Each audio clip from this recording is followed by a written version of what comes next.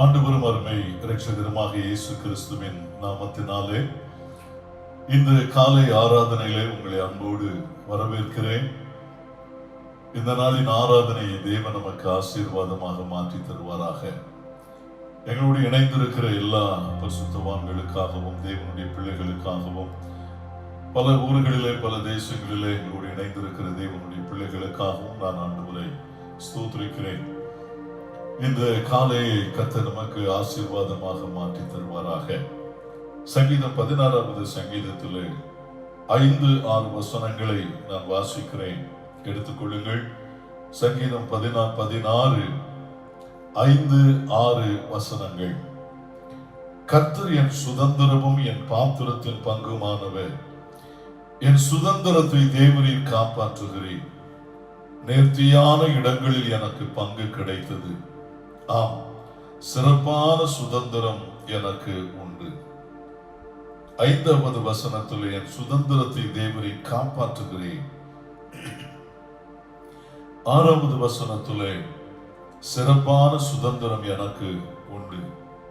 ஆம், அருமையான தேவனுடைய பிள்ளைகளே, நம்மை காப்பாற்றுகிற ஒரு தேவன், காப்பாற்றி இருக்கிற ஒரு தேவன், காப்பாற்றுகிற ஒரு தேவன், காப்பாற்ற வல்லமை உள்ள ஒரு தேவன்.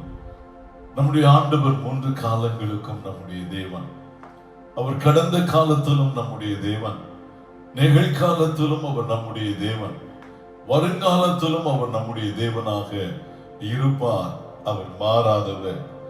நேர்த்தியான இடங்களிலே எனக்கு பங்கு உண்டு. உண்மையாகவே தேவன் அதை செய்கிறவர். சிறப்பான சுதந்திரத்தை நமக்கு தருகிற தேவன். இந்த காலை வேளையில கண்களை மூடி, ஆண்டவரே, ஆராதனை எங்களுக்கு ஆசீர்வதித்து தாரும். உம்முடைய கிருபையினாலும் உம்முடைய பிரசன்னத்தினாலும் நாங்கள் தொடப்பட வேண்டும். தேவ ஆவியினால் நாங்கள் ஆளுகை செய்யப்பட வேண்டும். ஆராதனையின் ஆரம்பம் முதல் முடிவரையிலும் உங்க பிரசன்னம் எங்களோடு இருந்து அசைவாரட்டும். அப்பா, எங்களை தொடுங்க ஆண்டவரே, எங்களை பலப்படுத்துங்க ஆண்டவரே, எங்களை அபிஷேகிங்க ஆண்டவரே, எங்களை ஆட்கொள்ளும்படியாக நாங்கள் செபிக்கிறோம். இந்த ஆராதனையின் ஆரம்பம் முதல் முடிவு வரையிலும் உம்முடைய பிரசன்னம் இருக்கட்டும். இன்னும் இணைய வேண்டிய தேவனுடைய பிள்ளைகள் வந்து இணைந்து கொள்ள உதவி செய்வீராக. இந்த காலை ஆராதனையை ஒருவரும் அசட்டை பண்ண வேண்டாம் ஆண்டவரே. கர்த்தருடைய நாளை, கர்த்தருடைய நேரத்தை ஒருவரும் அசட்டை பண்ண வேண்டாம். ஒவ்வொருவரும் விழித்து தேவ சமூகத்தில் காத்திருக்க உதவி செய்யும். கனம், துதி, மகிமை நீர் எடுத்துக் கொள்ளும். இயேசுவின் நாமத்தில் பிதாவே, ஆமென், ஆமென், ஆமென். ஆராதிக்க ஆயத்தமா இருக்கிறீர்களா? நான் நினைக்கிறேன் சபையில இருக்கிறது மாதிரி உட்காருங்க. என்னதான் அந்த கனம் தேவனுக்கு கொடுக்க வேண்டிய கனத்தை நாம் கொடுக்கிறதை போல இருக்கும். நம்முடைய வேத புஸ்தகங்களை எடுத்துக்கொள்வோம். நம்முடைய பாடல் புஸ்தகங்களை எடுத்துக்கொள்ளுங்கள். உற்சாகமாக கைகளை தட்டி பாடுங்கள். சில வேளைகளில் நீங்கள் 2 பேர் தான் இந்த ஆராதனையில் இணைந்திருப்பீர்கள், அல்லது குடும்பமாக நீங்கள் இணைந்திருப்பீர்கள், அல்லது ஒருவராக நீங்கள் இணைந்திருப்பீர்கள். எத்தனை பேர் என்பது பிரச்சனை இல்லை. ஆட்கள் எத்தனை பேர் இருக்கிறார்கள் என்பது இல்லை. நம்மோடு தேவ தூதர்கள் இணைந்திருக்கிறார்கள். தேவனுடைய பிள்ளைகளே, நம்ம இணைந்து ஆண்டவரை பாடி ஆராதிப்போம். இந்த காலையில் ஆண்டவரை பாடி ஆராதிப்பதற்காக நம்முடைய தேவன் வெற்றியின் தேவன், நம்முடைய தேவன் விடுதலையின் தேவன். கிறிஸ்துவுக்குள் வாழும் எனக்கு எப்போதும் வெற்றி உண்டு. அவர் நமக்கு வெற்றி கொடுத்திருக்கிறார். இன்னும் அவர் நமக்கு வெற்றியை கொடுக்க வல்லமை உடைய தேவன். இந்த பாடல் நமக்கு தெரிந்த பாடல். சேர்ந்து இணைந்து கைகளை கொட்டி பாடுவோம். என்னென்ன துன்பங்கள் வந்தாலும் நான் கலங்கிட மாட்டேன். யார் என்ன சொன்னாலும் நான் சோர்ந்து போக மாட்டேன். ஏனென்றால் ஜெயம் கொடுக்கிற கிறிஸ்து என்னோடு உண்டு. கைகளை தட்டி பாடுவோமா?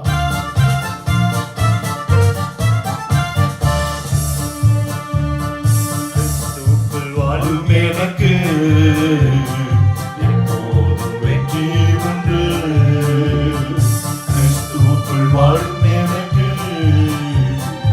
எப்போதும் வெற்றி உண்டு. வெற்றி உண்டு, வெற்றி உண்டு, வெற்றி உண்டு. வெற்றி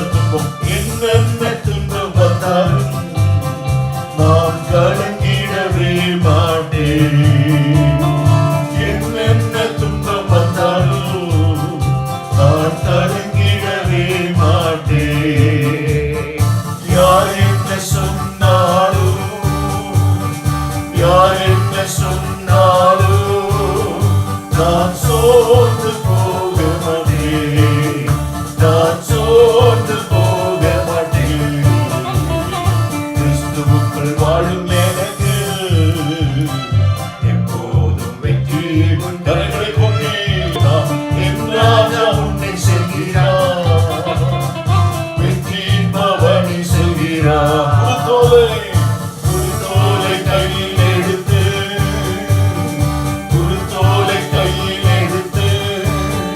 நான் ஓசென்ன பாடிடுவேன்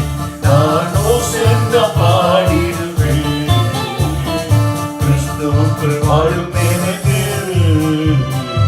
எப்போதும் வெற்றி உண்டு கிறிஸ்துவுக்குள் வாழும் எனக்கு எப்போதும் வெற்றி உண்டு சாத்தானின் அதிகாரம் எல்லாம் என் இயேசு பறித்து விட்டார் ஆமென் ஆமென் சாத்தானின் அதிகாரம் எல்லாம் என் இயேசு பறித்து கொண்டார் சிலுவையில் அறைந்து விட்டார் இயேசு காலாலே மிதித்து இயேசு காலாலே மிதித்து விட்டார் கிறிஸ்துவுக்குள் வாழும் எனக்கு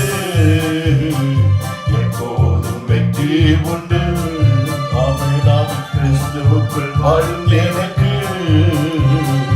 எப்போதும் வெற்றி உண்டு பாவங்கள் போக்கிவிட்டார் இயேசு சாபங்கள் என்னை சாபமெல்லாம் நீக்கி போட்டார் பாவங்கள் போக்கிவிட்டார் இயேசு சாபங்கள் நீக்கிவிட்டார் இயேசுவின் தழும்புகளா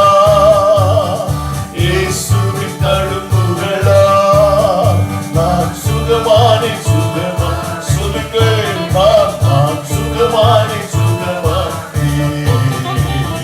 கிறிஸ்துவுக்குள் வாழும் எனக்கு எப்போதும் வெற்றி உண்டு கிறிஸ்துவுக்குள் வாழும் எனக்கு எப்போதும் வெற்றி உண்டு மேகங்கள் நடுவிலே என் நேசர் வரப்போகிறார் எல்லாம் சேர்ந்து சொல்லுவோமா மேகங்கள் நடுவிலே என் நேசர் வரப்போகிறார் கரம் பிடித்து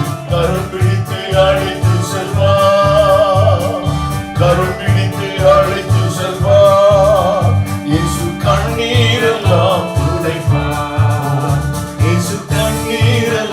துடைப்பார் கிறிஸ்துவுக்குள் வாழும் எனக்கு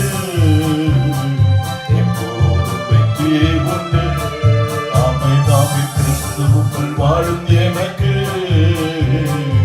எப்போதும் வெற்றி உண்டு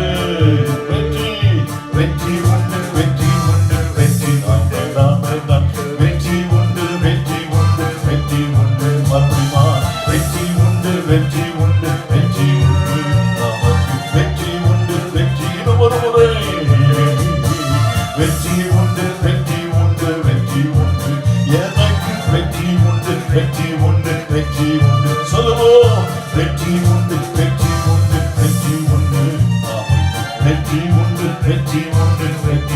ஹல்லேலூயா கிறிஸ்துவுக்குள் வாழுகிறவர்களுக்கு நிச்சயமாக வெற்றி உண்டு. தேவனுடைய பிள்ளைகளே, நம்முடைய வெற்றியும் தோல்வியும் நாம் யாரோடு இருக்கிறோம் என்பதுதான் முக்கியம். நம்முடைய வெற்றியும் தோல்வியும் நாம் யாருக்குள்ள இருக்கிறோம் என்பதுதான் முக்கியம். நம்முடைய வெற்றியும் தோல்வியும் என்னுடைய கிறிஸ்துவ வாழ்க்கை எதை சார்ந்திருக்கிறது என்பதுதான் முக்கியம். ஹல்லேலூயா. அப்படியானால் நிச்சயமாக கிறிஸ்துவுக்குள் வாழுகிற தேவனுடைய பிள்ளைகளுக்கு ஜெயம் நிச்சயம். ஜெயம் கொடுக்கும் தேவனுக்கு எத்தனை பேருக்கு தெரியும்? தெரிந்த பாடல் இணைந்து பாடுவோம். ஜெயம் கொடுக்கும் தேவனுக்கு கோடி கோடி ஸ்தோத்திரம். ஹல்லேலூயா, ஹல்லேலூயா, ஆமென், ஆமென்.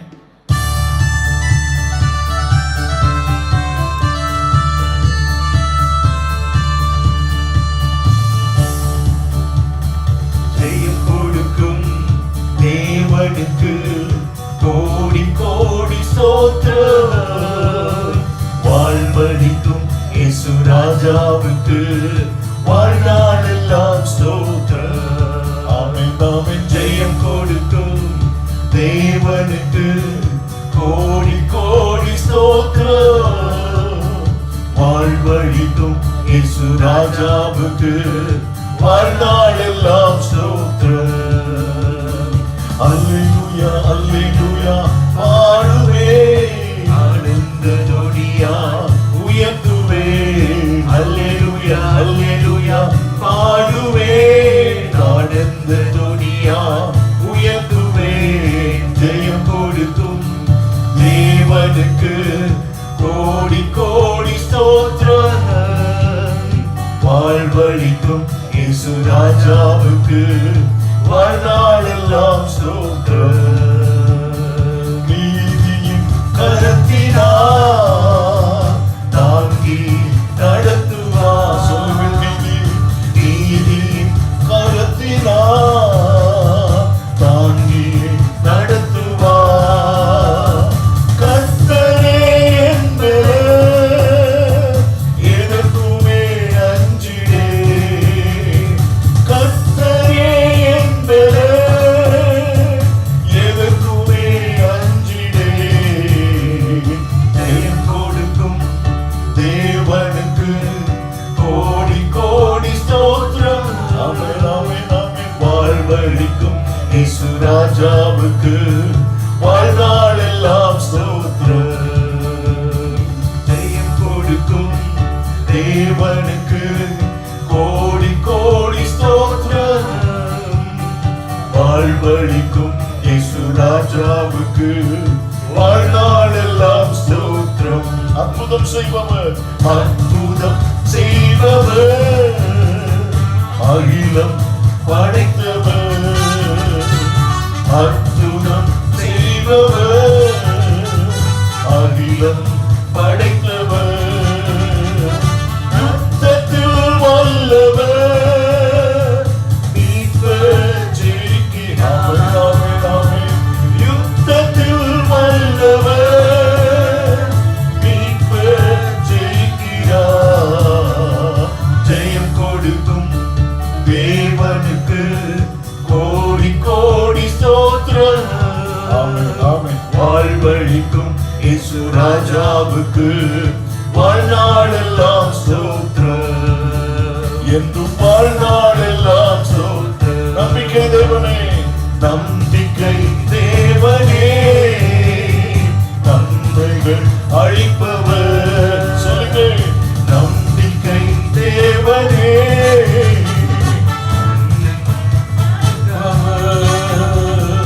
வார்த்தையை அனுப்பியே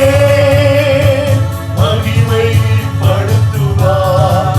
ஆமென் ஆமென். வார்த்தையை அனுப்பியே மகிமைப்படுத்துவார். ஜெயம் கொடுக்கும் ஆமென். தேவனுக்கு கோடி கோடி ஸ்தோத்திரம். வாழ்வழிக்கும் இயேசு ராஜாவுக்கு வாழ்நாளெல்லாம் ஸ்தோத்திரம். ஜெயம் கொடுக்கும் தேவனுக்கு கோடி கோடி ஸ்தோத்திரம். வாழ்வழிக்கும் இயேசு ராஜாவுக்கு வாழ்நாளெல்லாம் ஸ்தோத்திரம். உண்மை தேவனே, உண்மை தேவனே, உருக்கம் நிறைந்தவர். ஆமென் ஆமென். உண்மை தேவனே, உருக்கம் நிறைந்தவர். என்னை காப்பவர் உறங்குவதில்லையே. என்னை காப்பவர் உறங்குவதில்லையே. ஜெயம் கொடுக்கும் தேவனுக்கு கோடி கோடி ஸ்தோத்திரம். வாழ்வழிக்கும் இயேசு ராஜாவுக்கு வாழ்நாளெல்லாம் ஸ்தோத்திரம். என்றும் வாழ்நாளெல்லாம் ஸ்தோத்திரம். என்றும் வாழ்நாளெல்லாம் ஸ்தோத்திரம். சொல்லுவோம், என்றும் வாழ்நாளெல்லாம் ஸ்தோத்திரம்.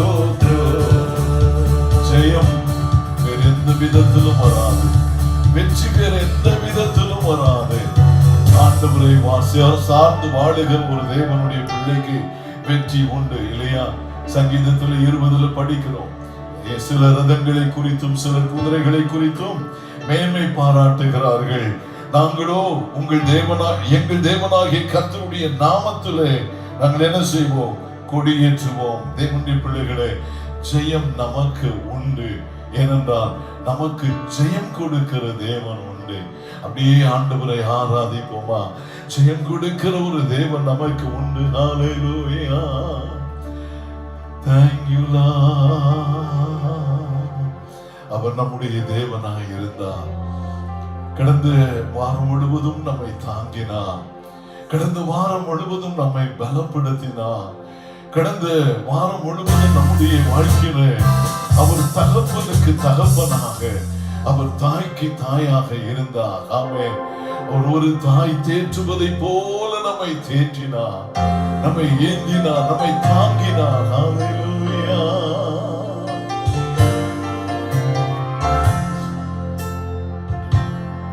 ஒரு தாய் தேற்றுவது போல் என் நேசர் தேற்றுவார். ஒரு தாய் தேற்றுவது போல் என் நேசர் தேற்றுவார்.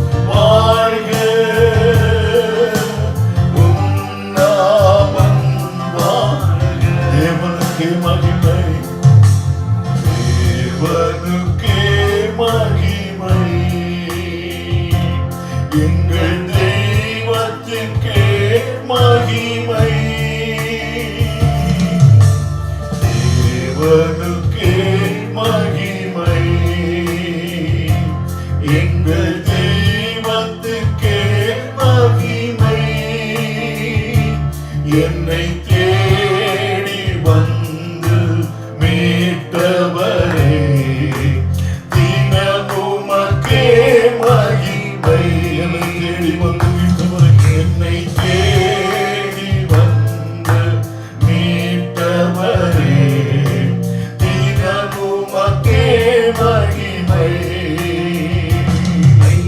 வாழ்க வாழ்க எல்லாம் சேர்ந்து சொல்லலாம். ஆமென் தகப்பனே. ஐயா வாழ்க வாழ்க வாழ்க வாழ்க உம் நாமம் வாழ்க.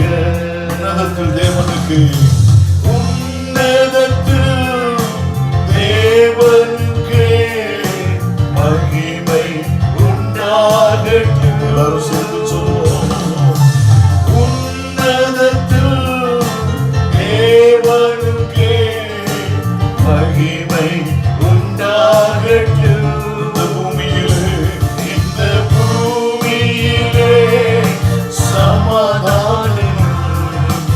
இந்த பயங்கரமான போராட்டங்கள் இந்த பூமியிலே தேவ சமாதானம் உண்டாகட்டும். இந்த பூமியிலே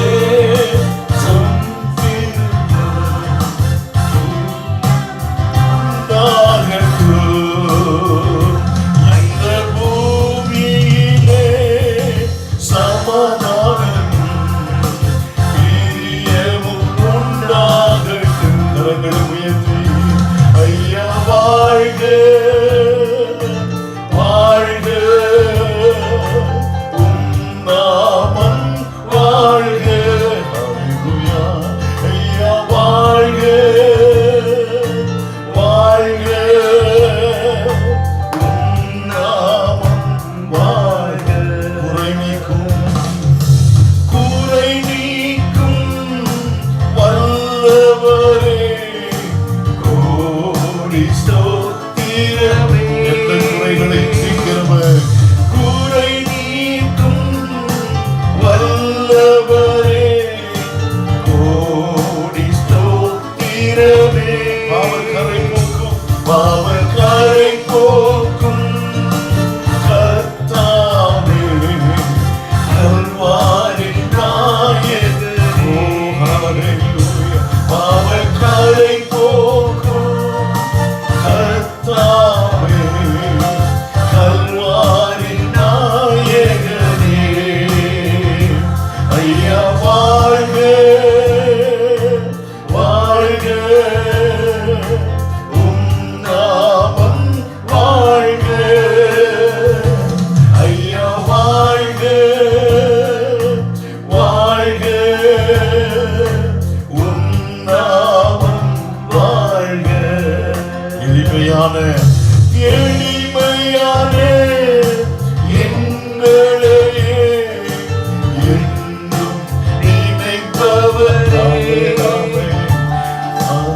எளிமையான எங்களையே என்றும் நினைப்பவரே. எங்கள் ஒளிமயமே எங்கள் ஒளிமயமே துணையாளரே உள்ளத்தில் ஆறுதலே. எங்கள் ஒளிமயமே துணையாளரே உள்ளத்தின் ஆறுதலே. கூட சொல்லுவோமா? எங்கள் ஒளிமயமே துணையாளரே உள்ளத்தின் ஆறுதலே. ஐயா வாழ்க ஆமென் வாழ்க உம் நாமம் வாழ்க. ஐயா வாழ்க வாழ்க உம் நாமம் வாழ்க. செல்லும் ஐயா வாழ்க வாழ்க உம் நாமம் வாழ்க. ஐயா வாழ்க வாழ்க உம் நாமம் வாழ்க. தேவ கரங்களை பிடித்து நடத்துகிறவர். தேவ ஜனங்களுடைய எல்லா விதமான போராட்டங்களிலும் கூட நிற்கிற தேவனாகிய கர்த்தர் இந்த காலை ஆராதனையிலே ஆண்டவரை உண்மையோடு ஆராதித்துக் கொண்டிருக்கிற தேவனுடைய பிள்ளைகளே, அவர் நம்முடைய பட்சத்தில் இருக்கிறார். சொல்லுங்க, ஆண்டவரே நீர் எங்களுடைய பட்சத்தில் இருக்கிறவர், நீர் எங்களுக்கு துணை நிற்கிறவர். ஆண்டவரே எங்களுக்கு நீர் துணை நிற்கிறவர். அப்பா, எங்களுடைய கரங்களை பிடித்திருக்கிற தேவனாகிய கர்த்தர், எங்களை நடத்துகிற தேவனாகிய கர்த்தர், ஒரு தகப்பன் தன் பிள்ளைகளை தூக்கி சுமப்பது போல எங்களை சுமந்து வழி நடத்துகிற ஒரு நல்ல தகப்பன் எங்களோடு இருக்கிறதற்காக உமக்கு நன்றி செலுத்துகிறோமே. ஹல்லேலூயா. ஆம் தேவனே, நீர் மாறாதவர். எல்லாம் சொல்லி கர்த்தரை ஆராதிப்போமே. நீர் மாறாதவர் அப்பா. ஆண்டவரே நீர் விலகாதவர். ஆண்டவரே உம்முடைய கிருபை விலகாதது, உம்முடைய அன்பு விலகாதது. எல்லாம் சொல்லுங்க, உங்க அன்பு விலகாததப்பா, உங்க இரக்கம் பெரியது. ஆண்டவரை சொல்லுவோம், உம்முடைய இரக்கம் பெரியது. ஆண்டவரே இந்த காலை ஆராதனையிலும் உம்முடைய இரக்கத்திற்காக நாங்கள் வந்து நிற்கிறோம். தகப்பனே உம்முடைய அன்புக்காக நாங்கள் வந்து நிற்கிறோம். ஆண்டவரே எம்முடைய கைகளை கழுவி, எம்முடைய இருதயங்களை கழுவி சுத்தமாக்கி ஆண்டவரே இறங்கும் என்று வந்து நிற்கிறோம். ஆண்டவரே இந்த காலையிலே வந்து நிற்கிற ஆண்டவரை ஆராதித்துக் கொண்டிருக்கிற ஒவ்வொரு இருதயங்களையும் உம்முடைய காருண்யத்தினால் நிரப்ப வேண்டுமே. உங்க பிரசன்னத்தினால் நிரப்ப வேண்டுமே. உங்க பிரசன்னத்தினால் நிரப்ப வேண்டுமே. எல்லாம் சொல்லுவோமா? ஆண்டவரே உங்க பிரசன்னத்தினால நிரப்பணுமே, உம்முடைய அபிஷேகத்தினால நிரப்பணுமே அப்பா, உம்முடைய வல்லமையினால நிரப்பணுமே. ஆண்டவரே ஹல்லேலூயா. ஒருவருடைய இருதயங்களும் ஆண்டவரே உலக கவலையினால் நிரப்பப்பட்ட இருதயமாய் அல்ல, உலக பிரச்சனைகளினால் நிரப்பப்பட்ட இருதயமாய் அல்ல, தேவ பிரசன்னத்தினால் நிரப்பப்பட்ட இருதயங்களால் ஒவ்வொரு இருதயங்களையும் மாற்றுவீராக.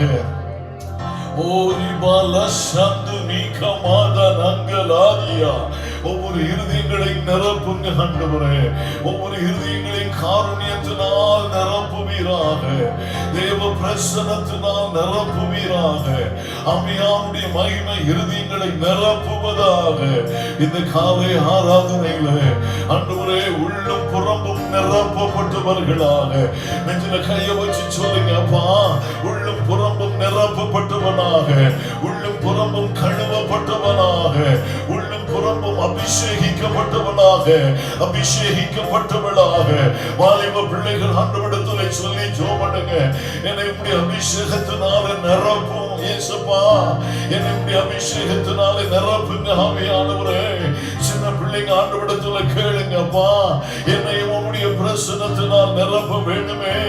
ஆண்டவரே என்னுடைய சிறு வயதின் போராட்டங்களை ஜெயிக்க, என்னுடைய பிரச்சனைகளை ஜெயிக்க. வாலிப பிள்ளைகள் சொல்லுங்கள், உலகத்தை ஜெயிக்க, மாம்சத்தை ஜெயிக்க, துரைத்தனங்களை ஜெயிக்க, அதிகாரங்களை ஜெயிக்க. இந்த காலை விடுல எங்கள் ஒவ்வொருவரை நிரப்புங்க ஆவியானவரே. ஆட்கொள்ள வேண்டுமே. துணிய ஆவியானவரே, ஆட்கொள்ளுகிற ஆவியானவரே, பலப்படுத்துகிற ஆவியானவரே. ஓ thank you Lord.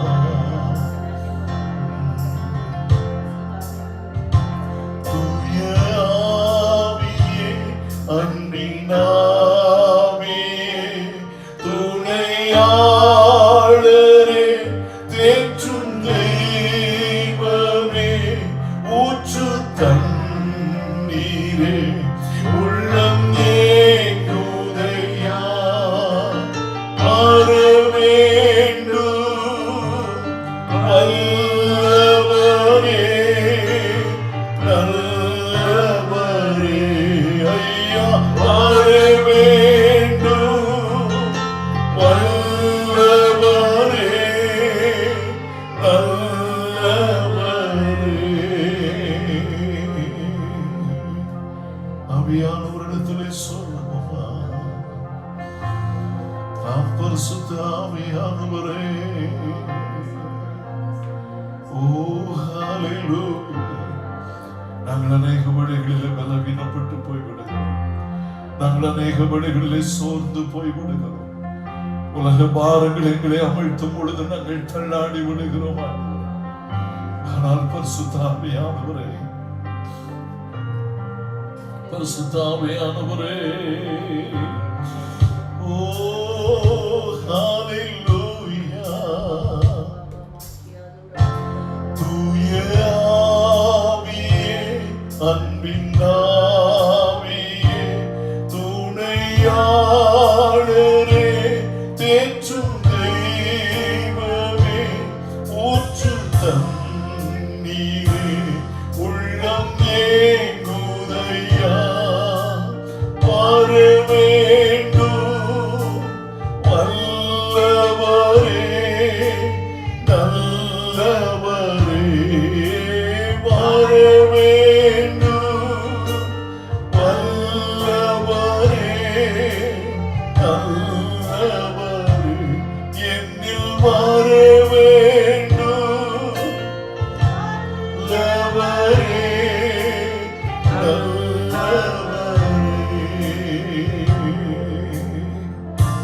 நம்மோடு கூட தான் இருக்கிறார். ரட்சிக்கப்பட்டு அபிஷேகம் பெற்ற ஒவ்வொரு தேவனுடைய பிள்ளைகளோடும் அவர் இருக்கிறார். ஆனால் இந்த நாட்களிலே அவருடைய இன்னும் அதிகமான இடைப்படுதல் நமக்கு தேவை. இன்னும் அதிகமான துணை நமக்கு தேவை.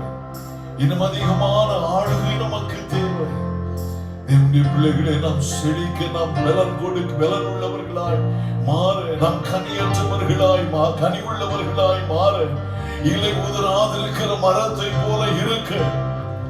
சங்கீதம் 1 வாசிக்கிறோம், ஒரு அழகாய் சொல்லப்பட்டிருக்கிறது, நீதிமான் நேர்கால்களின் ஓரமாய் நடப்பட்டு தன் காலத்தில் தன் கனியை தந்து இலை உதிராதிருக்கிற மரத்தை போல இருப்பார்.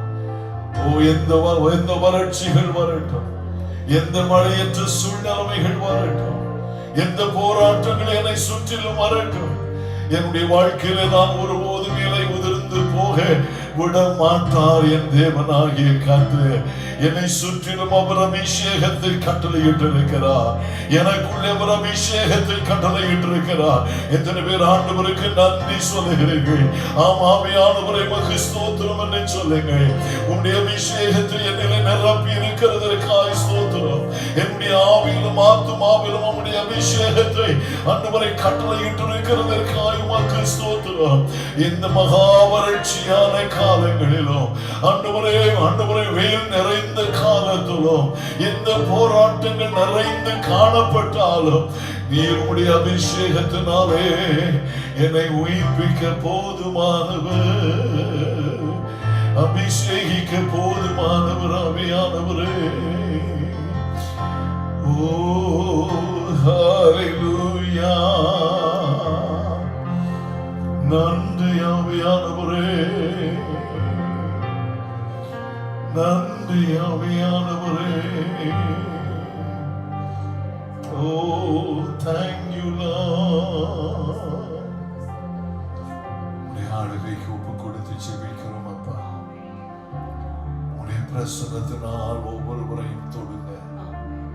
இந்த நாட்களிலே காணப்படுகிற நெருக்கங்களிலே விடுதலை தாரும். இந்த நாட்களிலே காணப்படுகிற உபத்திரவங்களிலே விடுதலை தாரும்.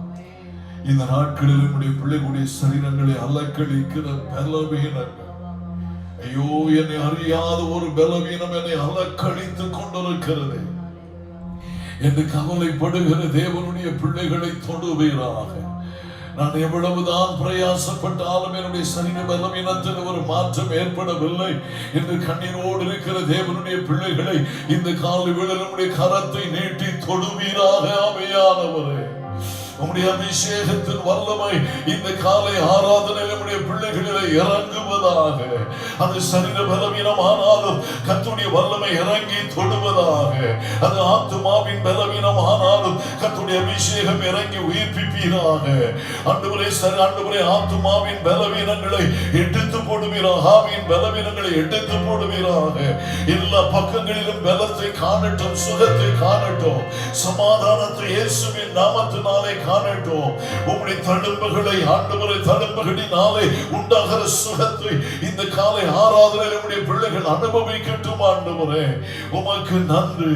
உம்முடைய வல்லமை இறங்குகிறதற்காக நன்றி ஆண்டவரே. இந்த கால் பகுதியிலே காணப்படுகிற பலவீனங்கள், ஐயோ என்னை அலக்கழித்து வருகிற அந்த முதுகு வேதனை, அந்த இடுப்பு வேதனை என்னை விட்டு நீங்குமா என்று வேதனை பட்டு கொண்டிருக்கிற தேவனுடைய பிள்ளைகளை இயேசு கிறிஸ்துவின் ஆணி அடிக்கப்பட்ட காலம் இப்பொழுது தொடுவதாக. ஹல்லேலூயா. உம்முடைய வல்லமையின் காலம் இப்பொழுது தொடப்படுகிறதற்காய் நன்றி. வேதனை நீங்கி நீ சுகமாய் இரு மகனே என்று நீர் சொல்லுகிறதற்காக உமக்கு நன்றி. எனக்கு சித்தம் உண்டு, நீ சுஸ்தமாக என்று சொல்லுகிறதற்காக உமக்கு நன்றி. 38 வருடமாய் படுத்திருந்தவனை பார்த்து எழுந்து நட என்று சொன்ன ஆண்டவரே, உம்முடைய அதே சத்தம் இன்னைக்கு காதுகளிலே கேட்பதாக. உம்முடைய பிள்ளைகள் படுத்திருக்கிற இடத்துல அந்த சத்தம் கேட்கப்படுவதாக. உம்முடைய பிள்ளைகள் ஆண்டவரை தளர்ந்து போய் கிடக்கிற இடத்திலிருந்து உம்முடைய பிள்ளைகளை தூக்கி நிறுத்துவீராக. உமக்கு நன்றி ஆண்டவரே. தகப்பனே உமக்கு நன்றி அப்பா. உம்முடைய கரம் தொட்டு இருக்கிறது, உம்முடைய அபிஷேகம் இறங்கி இருக்கிறது, உம்முடைய வார்த்தை புறப்பட்டு போகிறதற்காக ஸ்தோத்திரம். உம்முடைய வசனத்தை அனுப்பி சுகமாக்குறதற்காக உமக்கு ஸ்தோத்திரம் ஆண்டவரே.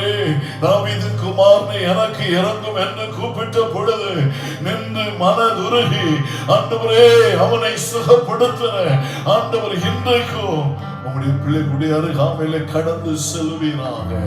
ஆண்டவரே அந்த நெருக்கத்திலே ஆண்டவரே நெருக்கத்திலிருந்து விடுதலையை கொடுப்பீராக. ஆண்டவரே பலவீனங்களிலிருந்து விடுதலை கொடுப்பீராக. இயேசுவின் நாமத்தினாலே உம்முடைய கரம் எப்பொழுது தொட்டிருக்கிறதற்காக ஸ்தோத்திரம்.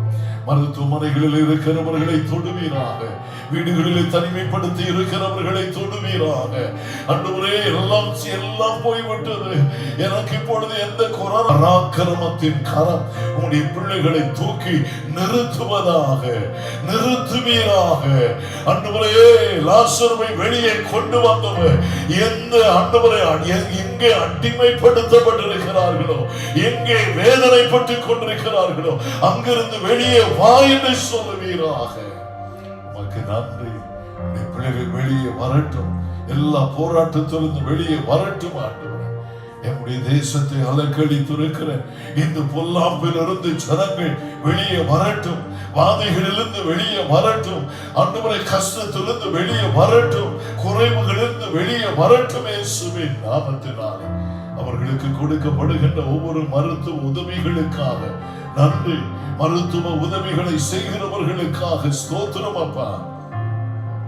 அவர்களுக்கு வேண்டிய ஞானத்தையும் பலத்தையும் வழிநடத்துதலை நீர் கொடுப்பீராக தகப்பனே. ஆண்டவரே உம்முடைய சபையிலே பிள்ளைகள் இருக்கிறார்கள் அப்பா. பிள்ளைகளுடைய படிப்பு என்கிற எதிர்காலம் என்ன ஆகுமோ என்று அங்கலாய்த்துக் கொண்டிருக்கிற பெற்றோருக்காய் ஜெபிக்கிறோம் ஆண்டவரே. பிள்ளைகளுக்காக நாங்கள் பாரப்படுகிறோம். வாலிப பிள்ளைகளுடைய படிப்புகளுக்காக நாங்கள் ஜெபிக்கிறோம். ஐயோ எங்களுடைய மேல் படிப்பு என்ன ஆகுமோ, எங்களுடைய எதிர்காலம் என்ன ஆகுமோ, எப்படி நாங்கள் வாழ போகிறோமோ, எங்களுடைய வாழ்க்கை என்ன ஆகுமோ என்கிற அங்கலாய்ப்பில் நின்று கொண்டிருக்கிற வாலிப பிள்ளைகள் படிப்பை குறித்து, வேலையை குறித்து, தங்களுடைய திருமணங்களை குறித்து அங்கலாய்த்துக் கொண்டிருக்கிற பிள்ளைகளுக்காக நாங்கள் பாரத்தோடு ஜெபிக்கிறோம். கர்த்தர் இரக்கம் பாராட்ட வேண்டுமே, இரக்கம் பாராட்டுங்கப்பா. திருமணம் தாமதித்துக் கொண்டிருக்கிற திருமணங்களுக்காக நாங்கள் ஜெபிக்கிறோம். ஆண்டவரே இறங்குங்கப்பா. பிள்ளைகளுக்கு ஒரு வாழ்க்கையை தாங்க ஆண்டவரே. நீர் முன் குறித்திருக்கிறதை காண்பித்து கொடுப்பீராக. ஏற்ற காலத்திலே தேவன் தம்முடைய பிள்ளைகளுக்கு சகாயம் செய்வீராக. வாழ்க்கையை ஆரம்பிக்க, குடும்ப வாழ்க்கையை கட்டி எழுப்ப ஆண்டவரே தேவனால் கனப்படுத்தப்பட உடைய பிள்ளைகளுக்கு தேவன் உதவி செய்யும். பிள்ளைகள் இல்லை என்று எங்கிக் கொண்டிருக்கிற, திருமணம் ஆயிடுச்சு இன்னும் பிள்ளை இல்லையே ஆண்டவர் என்று கண்ணீர் வடிக்கிற பிள்ளைகளுக்காக நாங்கள் செபிக்கிறோம் அப்பா. இந்த காலை வேளையிலும் அவர்கள் மிகுந்த கண்ணீரோடு பெருமூச்சோடு இருப்பதை இங்கே பார்க்கிறேன். இறங்குங்க தகப்பனே, அற்புதம் செய்யுங்கப்பா. ஆண்டவரே கற்பம் உம்முடையது, கற்பத்தை கொடுக்கிறவர் நீ, கற்பத்தின் கனியை வாய்க்கப்படுகிறவர் நீ, பிள்ளை பாக்கியத்தை கொடுக்கிறவர் நீ. அது உம்மால் கூடும் ஆண்டவரே. ஒரு அதிசயத்தை செய்யுங்கப்பா. கற்பமாய் இருக்கிற வாலிப சகோதரிகளுக்காக ஜெபிக்கிறோம். ஆண்டவரே, அவருடைய குடும்பங்களிலே அவர்களுக்கு தைரியத்தையும் ஆறுதலையும் தாரும். பிள்ளை ஏற்ற காலத்தில் பெற்றெடுக்கும் வரையிலும் ஆண்டவரே வேண்டிய பலத்தையும் சுகத்தையும் உடைய பிள்ளைகளுக்கு தாரும். ஆண்டவரே ஏற்ற காலம் வரையிலும் உடைய பிள்ளைகளை தாங்க சுமக்க பலப்படுத்த எல்லா பயத்தின் ஆவிகளிலிருந்து இயேசுவின் நாமத்தினாலே விடுதலையாக்குவீராக. ஏற்ற காலத்தில் பிள்ளையை பெற்றெடுக்க உதவி செய்யுங்கப்பா. நீங்க அப்படி செய்ய போகிறதற்காக உமக்கு ஸ்தோத்திரம். ஆண்டவரே, எல்லா சகோதரர்களுக்காக சகோதரிகளுக்காக நன்றி. குடும்பத்தை நடத்த உடைய பிள்ளைகள் ஆண்டவரே கலங்கி நிற்பதை பார்க்கிறேன். கலங்காதே என்று சொல்லுவீராக. மகனே, நான் உங்களோடு இருக்கிறேன். மகனே, நான் உன்னோடு கூட இருக்கிறேன். ஏன் பயப்படுகிறாய்? ஏன் கலங்குகிறாய்? நீ என்னை நோக்கி காத்திரு. நீ வெட்கப்பட்டு போவதில்லை. என்னை நோக்கி பார்த்தோடி முகங்கள் பிரகாசித்திருக்கிறது. அவர்கள் வெட்கப்பட்டு போக நான் அனுமதிக்க மாட்டேன். ஹல்லேலூயா. இந்த காலை வேளையில் பெற்றோருக்கு வேண்டிய தைரியத்தையும் சமாதானத்தையும் தாரும். முதிர்ந்த வயதுடையவர்களுக்காக நாங்கள் ஜெபிக்கிறோம். ஆறுதல் படுத்துவீராக. ஆண்டவரை திடப்படுத்துவீராக. கடைசி வரையில் நான் உன்னோடு கூட இருப்பேன். ஏந்துவேன், தாங்குவேன், தப்பு வைப்பேன். தாவீது ஜெபித்ததை போல ஆண்டவரே, என் வயது ஆண்டவரே என்னுடைய வயதின் முதிர்ச்சியான காலங்களிலே என்னை விட்டு விடாமல், என்னை கைவிட்டு விடாதபடிக்கு ஆண்டவரே, என்னை தள்ளி விடாதபடிக்கு என்று ஜெபித்த பொழுது என் முதிர் வயது வரையிலும் ஏந்தின தேவன் அல்லவா, தாங்கின தேவன் அல்லவா, தப்புவித்த தேவன் அல்லவா. உன்னுடைய பிள்ளைகளுக்கும் அற்புதம் செய்வீராக. எங்களுடைய தேசத்திற்காக ஜெபிக்கிறோம். எங்களுடைய மாநிலங்களுக்காக ஜெபிக்கிறோம். எங்களுடைய தமிழ்நாட்டிற்காக ஜெபிக்கிறோம். ஆண்டவரே, ஒவ்வொரு மாவட்டங்களுக்காக ஜெபிக்கிறோம். ஒவ்வொரு ஊழியர்களுக்காக நாங்கள் ஜெபிக்கிறோம். சபைகளுக்காக நாங்கள் ஜெபிக்கிறோம். எல்லா ஸ்தாபனங்களுக்காக நாங்கள் ஜெபிக்கிறோம். தமிழ்நாட்டை ஆளுகிறவர்களுக்காக ஜெபிக்கிறோம். ஆண்டவரே, அதிகாரிகளுக்காக ஜெபிக்கிறோம். ஒவ்வொருவரையும் வழி நடத்தும் ஆண்டவரே. விசேஷமாய் தமிழ்நாட்டு கவர்மெண்ட்டுக்காக நாங்கள் ஜெபிக்கிறோம். ஏற்ற வழி நடத்துதலை தாரும். ஏற்ற பாதுகாப்பை தாரும். உழைக்கிற ஒவ்வொருவருக்கும் தேவனுடைய கிருபையை கட்டளையிடும். இந்தியா தேசத்தை ஆளுகிறவர்களுக்காக ஜெபிக்கிறோம். வழி நடத்துதலை தாரும். ஞானத்தை தாரும். அபிஷேகத்தை தாரும். உடைய கரம் உடைய பிள்ளைகளை தாங்கி வழி நடத்தட்டும் அப்பா. எங்களுடைய சபையின் எல்லா குடும்பங்களுக்காக ஜெபிக்கிறோம். ஒவ்வொரு குடும்பங்களையும் நீர் பலப்படுத்தும், வழி நடத்துவீராக. ஒருபோதும் கைவிடாதவர், ஒருபோதும் விலகாதவர் எங்களோடு கூட இருக்கிறார் என்கிற தைரியத்தை ஒவ்வொரு குடும்பங்களுக்கும் தான். ஐயோ, வேலை இல்லை, என்ன செய்வோம் என்கிற பயத்தை எடுத்து போடுகிறாங்க. ஐயோ, இவ்வளவு தேவைகள் இருக்கிறதே, இந்த வாரத்தில் என்ன செய்ய போகிறோமோ அந்த பயம் இயேசுவின் நாமத்தினாலே மாறி போகட்டும். ஆண்டவரே, நீர் கூட இருக்கிறீரப்பா. நீர் நடத்துவே. பிள்ளைகளை ஆசீர்வதிப்பீராக, வழி நடத்தும். இந்த நாளில் தொடர்ந்த ஊழியங்களை நீர் பொறுப்பெடுத்துக் கொள்ளும். இயேசுவின் நாமத்தில் பிதாவே, ஆமென், ஆமென். Praise the Lord. உட்கார்வோம். ஆமென். ஆண்டவருக்கு மகிமை உண்டாகட்டும். இந்த நல்ல ஒரு ஆராதனை நேரத்தை ஆண்டவர் நமக்கு தந்தார். சீக்கிரத்திலே நான் விசுவாசிக்கிறேன். நம்முடைய விசுவாசம் அதுதானே இல்லையா? சீக்கிரத்திலே நம்முடைய ஆலயங்கள் திறக்கப்பட வேண்டும், ஆராதனைகள் நடத்தப்பட வேண்டும், எல்லா ஊழியர்களும் மறுபடியும் நிறைவேற வேண்டும். எத்தனை பேர் ஜெபிக்கிறீர்கள்? நம்ம வாஞ்சியே அதுதான் இல்லையா? நம்முடைய ஆசையே அதுதான். ஆண்டவர் ஏற்ற காலத்திலே நிச்சயமாக அற்புதம் செய்வார் என்பதிலே சந்தேகம் இல்லை. இன்றைக்கு மாலையிலே 5 மணிக்கு கப்பிள்ஸ் பிரேயர் அல்லது கப்பிள்ஸ் ஃபெலோஷிப், கணவன் மனைவி இணைந்து நம்முடைய சபையிலே நாம் எப்பொழுதும் நடத்துவதை போல அது சபையிலே நடத்த முடியாது. ஆகினாலே நம்முடைய உங்களுக்கு லிங்க் அனுப்பப்படும். கூகுள் மீட்லே நாம் ஒருவரை ஒருவர் சந்திப்போம். நான் எல்லா கணவன் மனைவிகளையும் இணைந்து பார்க்க விரும்புகிறேன். நான் பார்க்கிறதை பார்க்கிலும் ஆண்டவர் விரும்புகிறார். மற்ற அறிவிப்புகளை எல்லாம் நான் உங்களுக்கு கொடுப்போம், வாட்ஸ்அப்பில் கொடுப்போம், அல்லது உங்களுடைய ஏரியா லீடர்ஸ் உங்களோடு கூட பேசுவார்கள். உங்களுக்கு மற்ற காரியங்களை அறிவிப்புகளை அவர்கள் கொடுப்பார்கள். ஆகையினாலே நான் ஆன்லைனில் எல்லா காரியங்களையும் பேசிக் கொண்டிருக்க விரும்பவில்லை. இந்த காலை ஆராதனையிலே நாம் தேவனுடைய வார்த்தைக்கு நேராக புறப்படுவோம். வேத புஸ்தகத்தை நாம் எடுத்துக்கொள்ளுங்கள். ரோமருக்கு எழுதின நிருபம் யோவானுக்கு வெளிப்படுத்தினார். அதில் கவனிங்கள், அதே வெளிப்படுத்தின விசேஷம் 2வது அதிகாரம் 11வது வசனத்திலே ஆவியானவர் சபைகளுக்கு சொல்லுகிறதை காதுள்ளவன் கேட்க கடவன், ஜெயம் கொள்ளுகிறவன் 2ஆம் மரணத்தினால் சேதப்படுவதில்லை என்றார். ஒரு அல்லேலூயா சொல்லுவீங்களா? அதே வெளிப்படுத்தின விசேஷம் 2வது அதிகாரம் 17வது வசனத்திலே ஆவியானவர் சபைகளுக்கு சொல்லுகிறதை காதுள்ளவன் கேட்க கடவன், ஜெயம் கொள்ளுகிறவனுக்கு நான் மறைவான மன்னாவை புசிக்க கொடுப்பேன். அல்லேலூயா. கவனிங்கள் தேவனுடைய பிள்ளைகளே, அப்போ ஜெயம் கொண்டவர்களாய் நான் மாற, சபை ஜெயம் கொண்ட சபையாய் மாற பிரயாசப்பட வேண்டும். நான் என்னுடைய வாழ்க்கையில ஜெயம் கொள்ள நான் என்ன செய்ய வேண்டும், யார் ஜெயம் கொள்ளுவான் என்று ஒரு சில காரியத்தை இந்த கடைசி காலத்திலே நாம் ஜெயம் கொள்ளாமல் போனால் நாம் தோற்று போவோம். இந்த கடைசி காலத்திலே நாம் ஜெயம் கொள்ள வேண்டுமே ஆனால் சில காரியங்களை நாம் இன்றைக்கு தியானிக்க வேண்டும். தியானிக்க கர்த்தருடைய ஆவியானவர் உதவி செய்வார். 2 கொரிந்தியர் 5வது அதிகாரம் 17வது வசனம் எடுத்துக்கொள்ளுங்கள். 2 கொரிந்தியர் 5வது அதிகாரம் 17வது வசனம். இப்படி இருக்க ஒருவன் கிறிஸ்துவுக்குள் இருந்தால் அவன் புது சிருஷ்டியாய் இருக்கிறான், பழையவைகள் ஒழிந்து போயின, எல்லாம் புதிதாயின.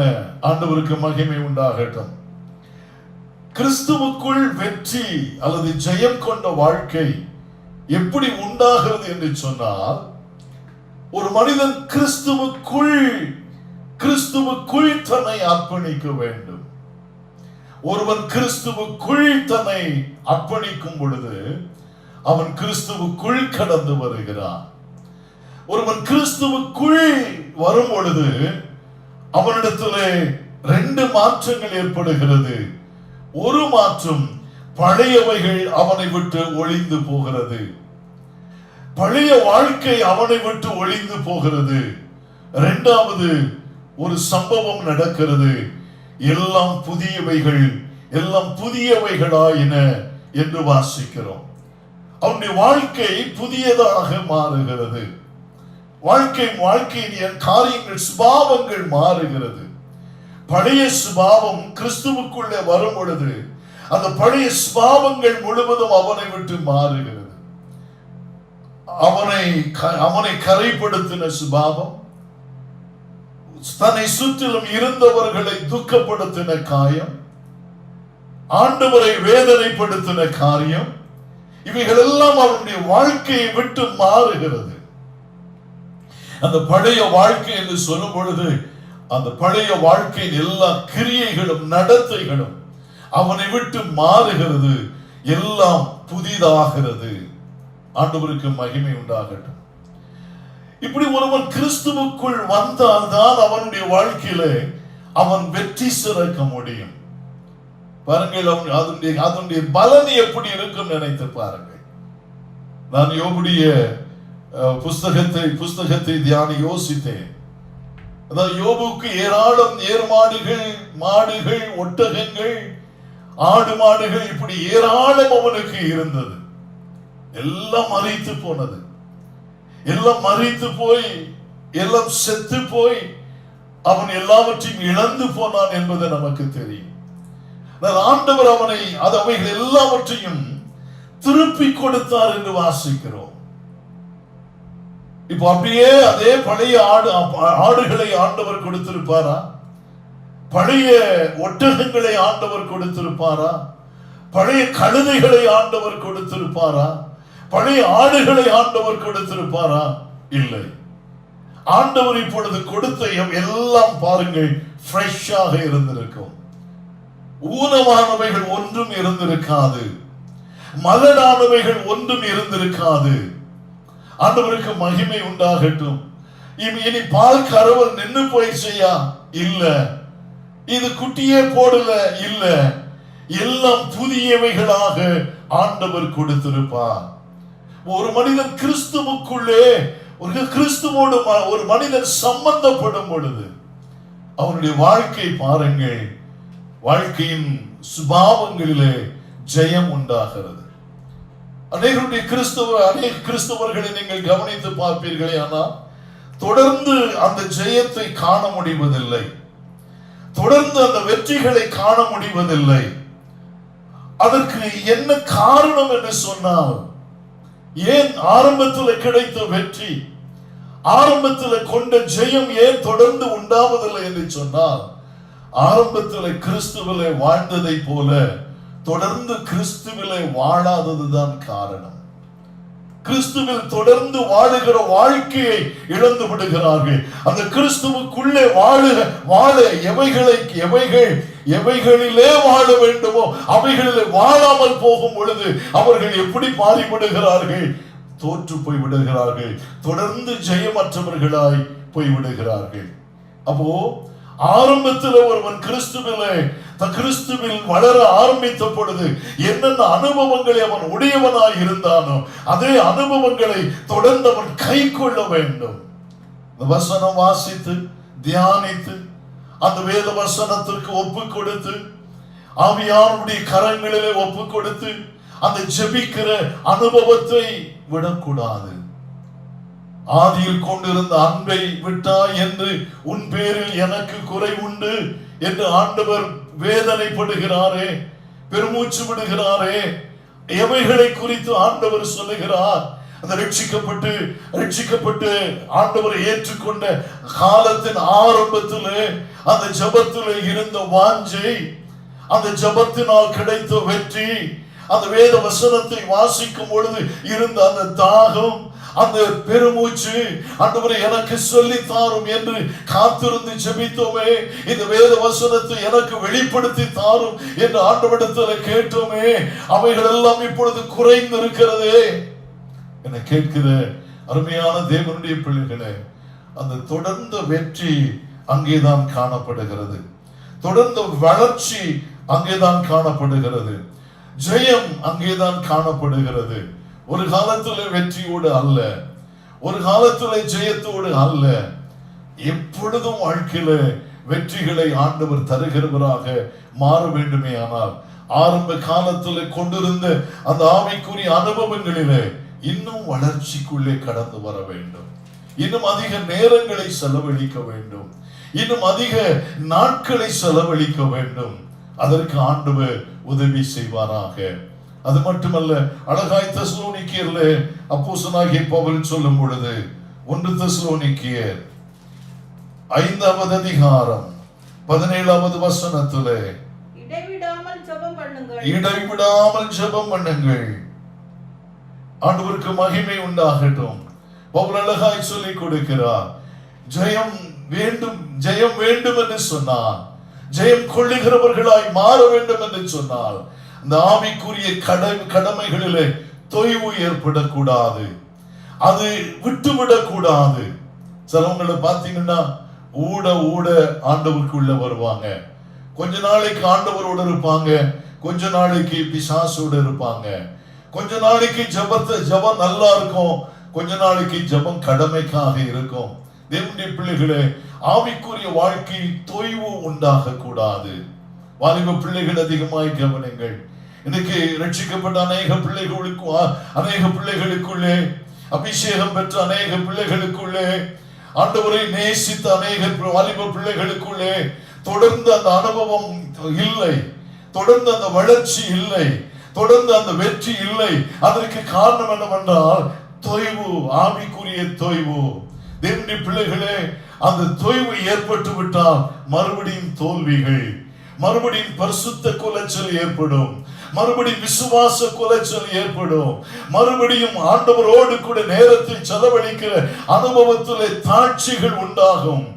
இந்த காலை ஆராதனையிலே ஆண்டவரிடத்திலே கேளுங்கள், ஆண்டவரே நான் வெற்றியை காண வேண்டும், எனக்கு ஜெயம் வேண்டும் ஆண்டவரே, நான் ஜெயம் எடுக்க விரும்புகிறேன், எனக்கு உதவி செய்யும் என்று கேளுங்கள். ஒருவன் கிறிஸ்துவுக்குள் இருந்தால் பழையவைகள் எல்லாம் விலகி மாறுகிறது, எல்லாம் புதிதாகிறது. ஒரு புதிய அனுபவத்தை ஆண்டவர் தருகிறார். அந்த புதிய அனுபவம் பாதுகாக்கப்பட வேண்டும். அந்த புதிய அனுபவம் பாதுகாக்கப்பட வேண்டும். ஆனால் தொடர்ந்து நம்முடைய ஆவிக்குரிய ஜீவிதத்திலே நாம் என்ன செய்து கொண்டிருக்க வேண்டும்? வளர்ந்து கொண்டே இருக்க வேண்டும். இன்னும் நேரங்களை, இன்னும் அதிகமாய் ஆண்டவரோடு நேரங்களை செலவு செய்து பழக வேண்டும். ஆவியானவர் வாழ்க்கையிலே வெற்றியை தருவார். முக்கியமாய் நான் சொல்ல விரும்புகிற காரியம், ஆவியில் நிரம்பி ஜெபிக்கிற அனுபவம். சொல்லுங்க, ஆவியிலே நிரம்பி ஜெபிக்கிற அனுபவம். 3 காரியங்களை சொல்லுவேன். ஆவியிலே நிரம்பி ஜெபிக்கிற அனுபவம். இனி ஒரு காரியத்தை சொல்லுவேன், ஆவியிலே நிரம்பி வேதத்தை வாசிக்கிற அனுபவம். 3ஆவதாக ஆவியிலே தேவனோடு நடக்கிற அனுபவம்.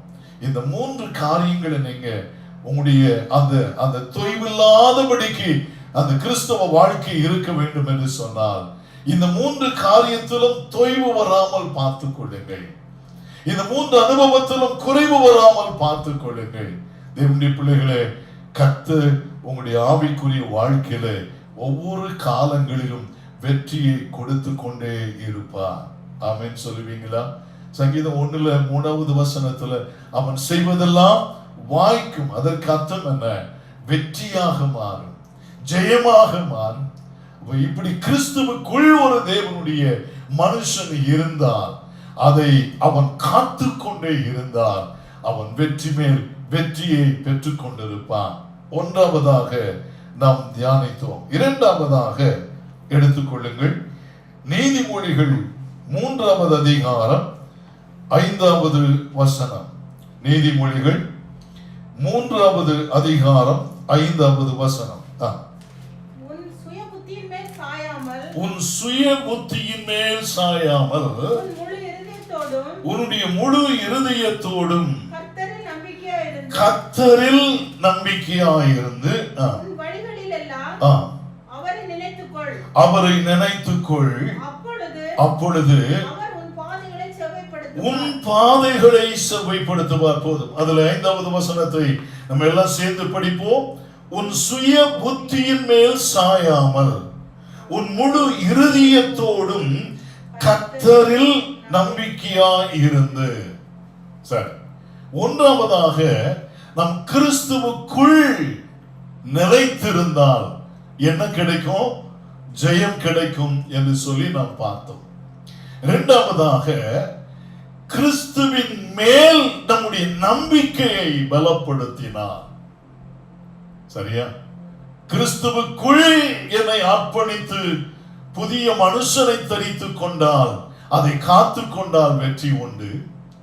இங்கே ஒருவன் கிறிஸ்துவின் மேல் தன்னுடைய நம்பிக்கையை வைத்தால் அவன் வெற்றி பெறுவான். தேவனுடைய பிள்ளைகளே, பொதுவாக நம்முடைய நம்பிக்கை எப்படி இருக்கிறது என்று சொன்னால், நம்முடைய நம்பிக்கை எப்படி இருக்கிறது என்று சொன்னால்,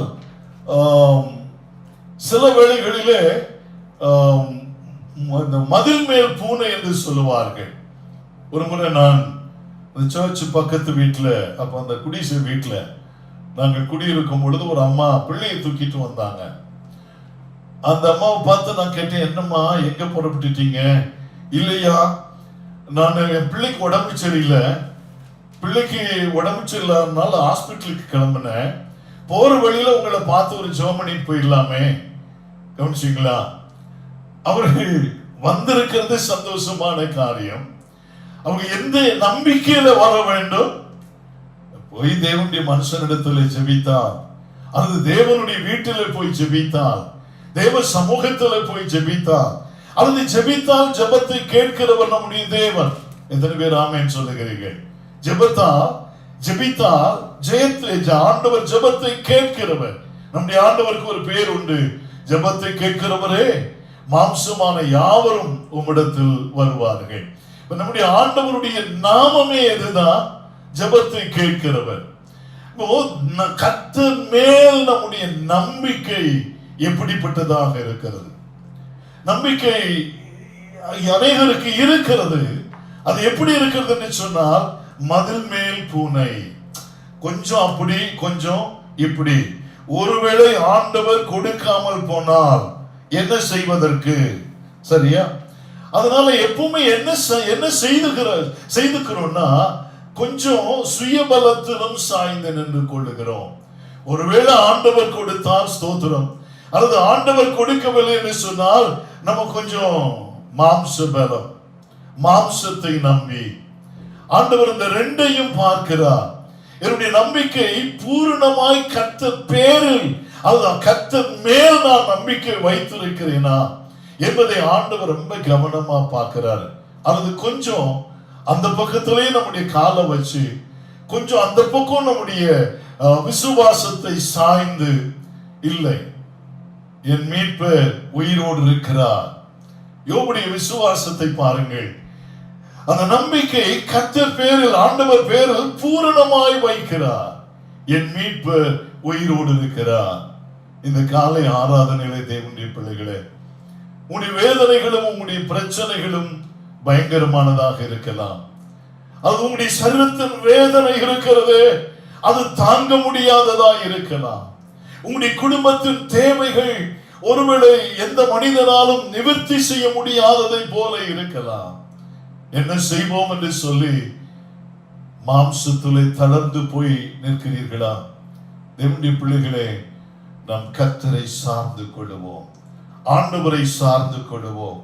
அழகாக ஒரு வசனம் இருக்கிறது, எடுத்து படிங்கள். 37வது சங்கீதம். சங்கீதக்காரனாகிய தாவீது தைரியப்படுத்தி சொல்லுகிறார். 37வது சங்கீதத்திலே அதனுடைய 18வது வசனத்தை எடுத்துக்கொள்ளுவோம். உத்தமர்களின் நாட்களை கர்த்தர் அறிந்திருக்கிறார். பாருங்கள், கர்த்தர் அவர்கள் 40வது வசனம் தானே சொன்னேன். 37:40. கர்த்தர் அவர்களுக்கு உதவி செய்து அவர்களை அவர் விடுவிப்பார். அவர்கள் அவரை நம்பி இருக்கிறபடியால் அவர்களை துன்மார்க்கருடைய கைக்கு நான் என்ன செய்வேன்? நான் தப்புவித்து ரட்சிப்பேன். ஒரு ஆமென் சொல்லுவீங்களா? அப்ப ஆண்டவருடைய சமூகத்துல என்ன இப்படிப்பட்ட நம்பிக்கை இருக்க வேண்டும் என்று சொன்னால், கர்த்தர் பேரில், என் மீட்பர் உயிரோடு இருக்கிறார், என் மீட்பர் உயிரோடு இருக்கிறார், நான் அசைக்கப்படுவதில்லை. சங்கீதம் 18 தாவீதுடைய அந்த விசுவாச அறிக்கைகளை பாருங்கள். அவருடைய விசுவாச அறிக்கைகளை பாருங்கள்.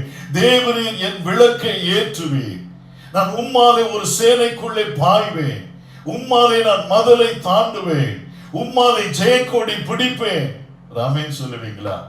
தேவனுடைய பிள்ளைகளே, இந்த நம்பிக்கை எப்படி இருக்க வேண்டும் என்று சொன்னால், அதில் தொய்வு ஏற்பட்டு விடக்கூடாது. அநேக வழிகளில் விசுவாசம் இருக்கிறதுனால் விசுவாசம் எப்படி இருக்கும் என்று சொன்னால் பலவீனமாக இருக்கும். விசுவாசம் இருக்கும், ஆனால் விசுவாசம் எப்படி இருக்கும் என்று சொன்னால் சேதமடைந்து இருக்கும். விசுவாசம் இருக்கும், ஆனால் எப்படி இருக்கும் என்று சொன்னால் அதில் பூரணம் காணப்படுவதில்லை. இந்த காரியங்கள், இந்த 3 காரியங்களை நீங்கள் கவனித்து பாருங்கள்.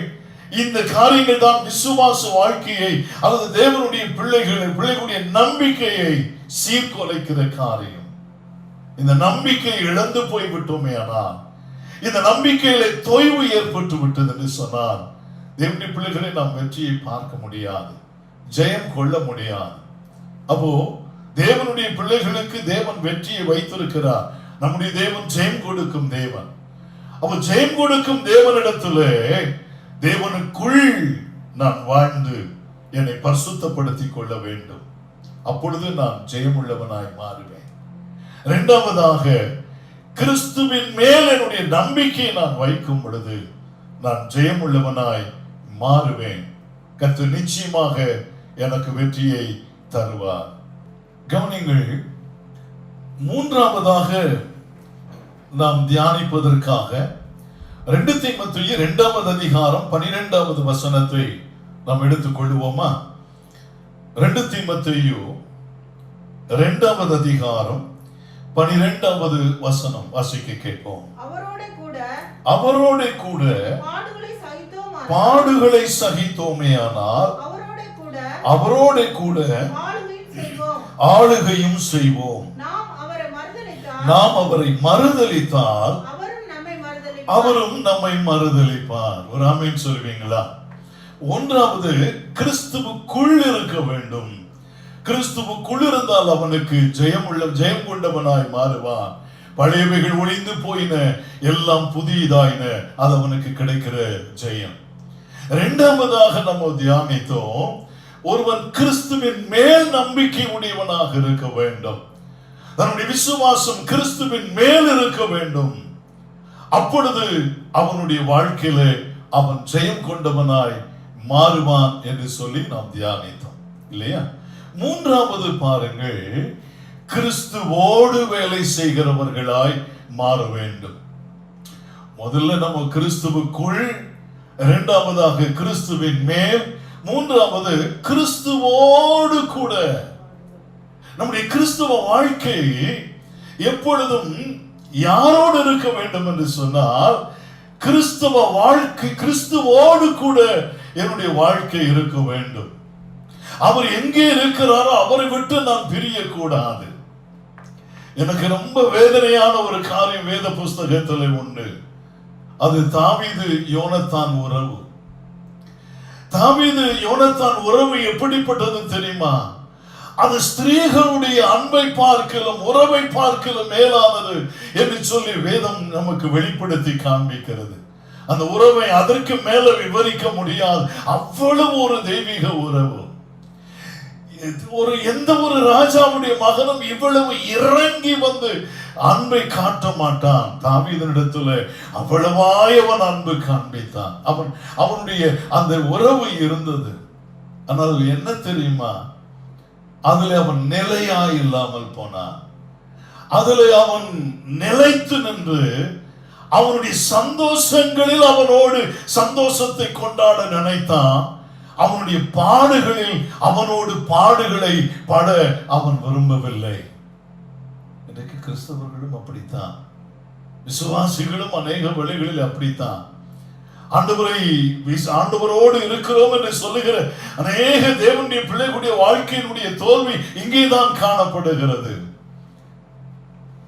வாழ்விலே அவரோடு கூட, தாழ்விலே அவரை விட்டு ஓடி விடுவேன். இந்த யோனத்தான் என்ன செய்திருக்க வேண்டும் என்று சொன்னார்? தாவீதை நேசித்தவன் தாவீதுடைய பாடுகளில் அவனோடு கூட இருக்காமல் போய்விட்டான். அரண்மனைக்கு போய் விடுவான். ஒவ்வொரு முறையும் அடிக்கடி தாவீதை வந்து சந்திப்பான், தைரியப்படுத்துவான், உற்சாகப்படுத்துவான். இன்னைக்கு நம்மிலே அநேகர் செய்கிறதை போல ஆண்டவரை பிடிச்சுக்குவோம், ஆராதிப்போம், ஆண்டவரிடத்துல பொருத்தனைகளை எடுப்போம், ஆண்டவரிடத்துல உடன்படிக்கைகளை எடுப்போம். ஆண்டவரே நான் அப்படி இருப்பேன் இப்படி இருப்பேன் என்று சொல்லி ஒப்பு கொடுப்போம். ஆனால் மறுபடியும் பழைய இடத்திற்கு ஓடி போய் விடுவோம். அருமையான தேவனுடைய பிள்ளைகளே, நம்மளே ஒருவேளை நாம் அப்படி இருந்து கொண்டிருக்கிறோமா? எப்படி இருக்க வேண்டுமா? அழகாய் தீமோத்தேயுக்கு பவுல் சொல்லிக் கொடுக்கிறார் பாருங்கள். எப்பா, வாழ்விலும் தாழ்விலும், வருங்காரியங்களானாலும் நிகழ்காரியங்களானாலும், அது ரொம்ப அழகாய் சொல்லிக் கொடுக்கிறார். அந்த வசனத்தை வார்த்தையை கவனித்து பாருங்கள். அவரோடு கூட பாடுகளை சகித்தோமே. ஆனால் எப்படி இருக்கணும் கிறிஸ்துவ வாழ்க்கை?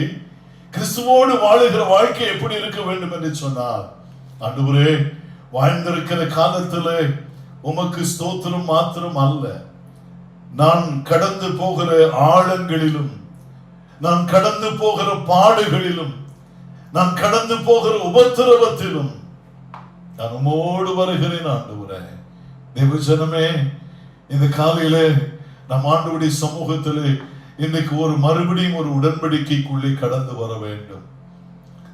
சரி, இந்த கிறிஸ்துவோடு கூட நான் பாடு சகித்தால் அவரோடு கூட நான் விஜயம் பெற்று வெற்றியும் பெற்று நான் அவரோடு கூட ஆளுகையும் செய்வேன். ஏன் இன்றைக்கு அநேகர் ஜெயம் கொள்ளாமல் போய்விடுகிறார்கள், வெற்றி கொள்ளாமல் போய்விடுகிறார்கள் என்று சொன்னால் ஒரு அஜாக்கிரதை. தேவனோடு வேலை செய்வது எப்படி செய்வதில்லை என்று சொன்னால் ஜாக்கிரதையாய் அவரோடு கூட அவரோடு கூட வேலை செய்வதில்லை, அவரோடு கூட வாழுவதில்லை, அவரோடு கூட நடப்பதில்லை. அதுதான் பிரச்சனை. சரியா? அஜாக்கிரதை என்ன செய்யும்? நம்முடைய ஆவிக்குரிய ஜீவிதத்தில் எழும்புகிற அஜாக்கிரதைகள் என்ன உண்டாக்கும் என்று சொன்னால் பெரிய தோல்விகளை உண்டாக்கும். 2 காரியத்தை நான் இன்னும் சொல்லுகிறேன். ஒன்றாவது, அதில் ஒரு காரியம் கன்னிகைகள். மத்தேயு எழுதின சுவிசேஷம் 25வது அதிகாரம் 1 முதல் 10 வசனங்களை நீங்க படிச்சு பார்த்தீங்கன்னா, கன்னிகை, அதாவது 10 கன்னிகைகளிலே 5 கன்னிகைகளை புத்தி இல்லாதவர்கள் என்று சொல்லப்பட்டிருக்கிறது. ஏன் அவர்கள் புத்தி இல்லாதவர்கள்? அதுல இருக்கிற ஒரே ஒரு காரியம் அஜாக்கிரதை. என்ன இருக்கிறது? இவ்வளவு எண்ணெய் போதும், தேவைப்பட்டால் என்கிற ஒரு கேள்வி எழுப்பி பார்க்கவில்லை, தேவைப்பட்டால் என்ன செய்வோம் என்று யோசிக்கவில்லை, குறைவுபட்டால் எங்கே போய் வாங்க முடியும் அந்த நாட்களிலே. தேவனுடைய பிள்ளைகளே, நாம் கிருபையின் காலத்தின் கடைசியில் இருந்து கொண்டிருக்கிறோம். வாழ்க்கை இருக்கிறதோ இல்லையோ என்பதல்ல, வாழுவது இதுதான் எனக்கு கடைசி சந்தர்ப்பம் என்று நினைத்து வாழ வேண்டும். எப்படி வாழ வேண்டும்? என்னுடைய ஆவிக்குரிய வாழ்க்கை எப்படி இருக்க வேண்டும்? என்னுடைய கிறிஸ்தவ ஜீவிதம் எப்படி இருக்க வேண்டும்? கிடைத்திருக்கிற சந்தர்ப்பத்தை நாம் ஜாக்கிரதையாய் உபயோகப்படுத்திக் கொள்ள வேண்டும். ஒரு சந்தர்ப்பம் தான் மணவாளன் வருவார், ஒரே ஒரு சந்தர்ப்பம் தான் மணவாட்டிக்கு சந்தர்ப்பம் கிடைக்கும். நான் அதை உபயோகப்படுத்திக் கொள்ள வேண்டும். அதுல ஒரு சின்ன தவறு கூட நடப்பதற்கு நான் விட்டுவிடக் கூடாது. இன்னைக்கு நாம் ஒரு ஒரு நெருக்கடி காலத்தில் வாழ்ந்து கொண்டிருக்கிறோம். நமக்கு ஆண்டவர் கொடுத்திருக்கிற சந்தர்ப்பம் இது, ஆண்டவர் கொடுத்திருக்கிற ஈவு இது, கிருபையின் காலம் இது. இந்த கிருபையின் காலத்தை தேவனுடைய பிள்ளைகளே மிகுந்த ஜாக்கிரதையோடு உபயோகப்படுத்த வேண்டிய காலத்தில் இருக்கிறோம். பாருங்கள், அதனுடைய மத்தேயு எழுதின சுவிசேஷம் 25வது அதிகாரத்தை எடுத்துக்கொள்ளுங்கள். அதனுடைய 6வது வசனத்தை வாசிப்போம். நடுராத்திரியிலே இதோ மணவாளன் வருகிறார், அவருக்கு எதிர்கொண்டு போக புறப்படுங்கள் என்கிற சத்தம் உண்டாயிற்று. அப்பொழுது அந்த கன்னிகள், அது கவனிங்கள், அப்பொழுது அந்த கன்னிகைகள் எல்லோரும் எழுந்து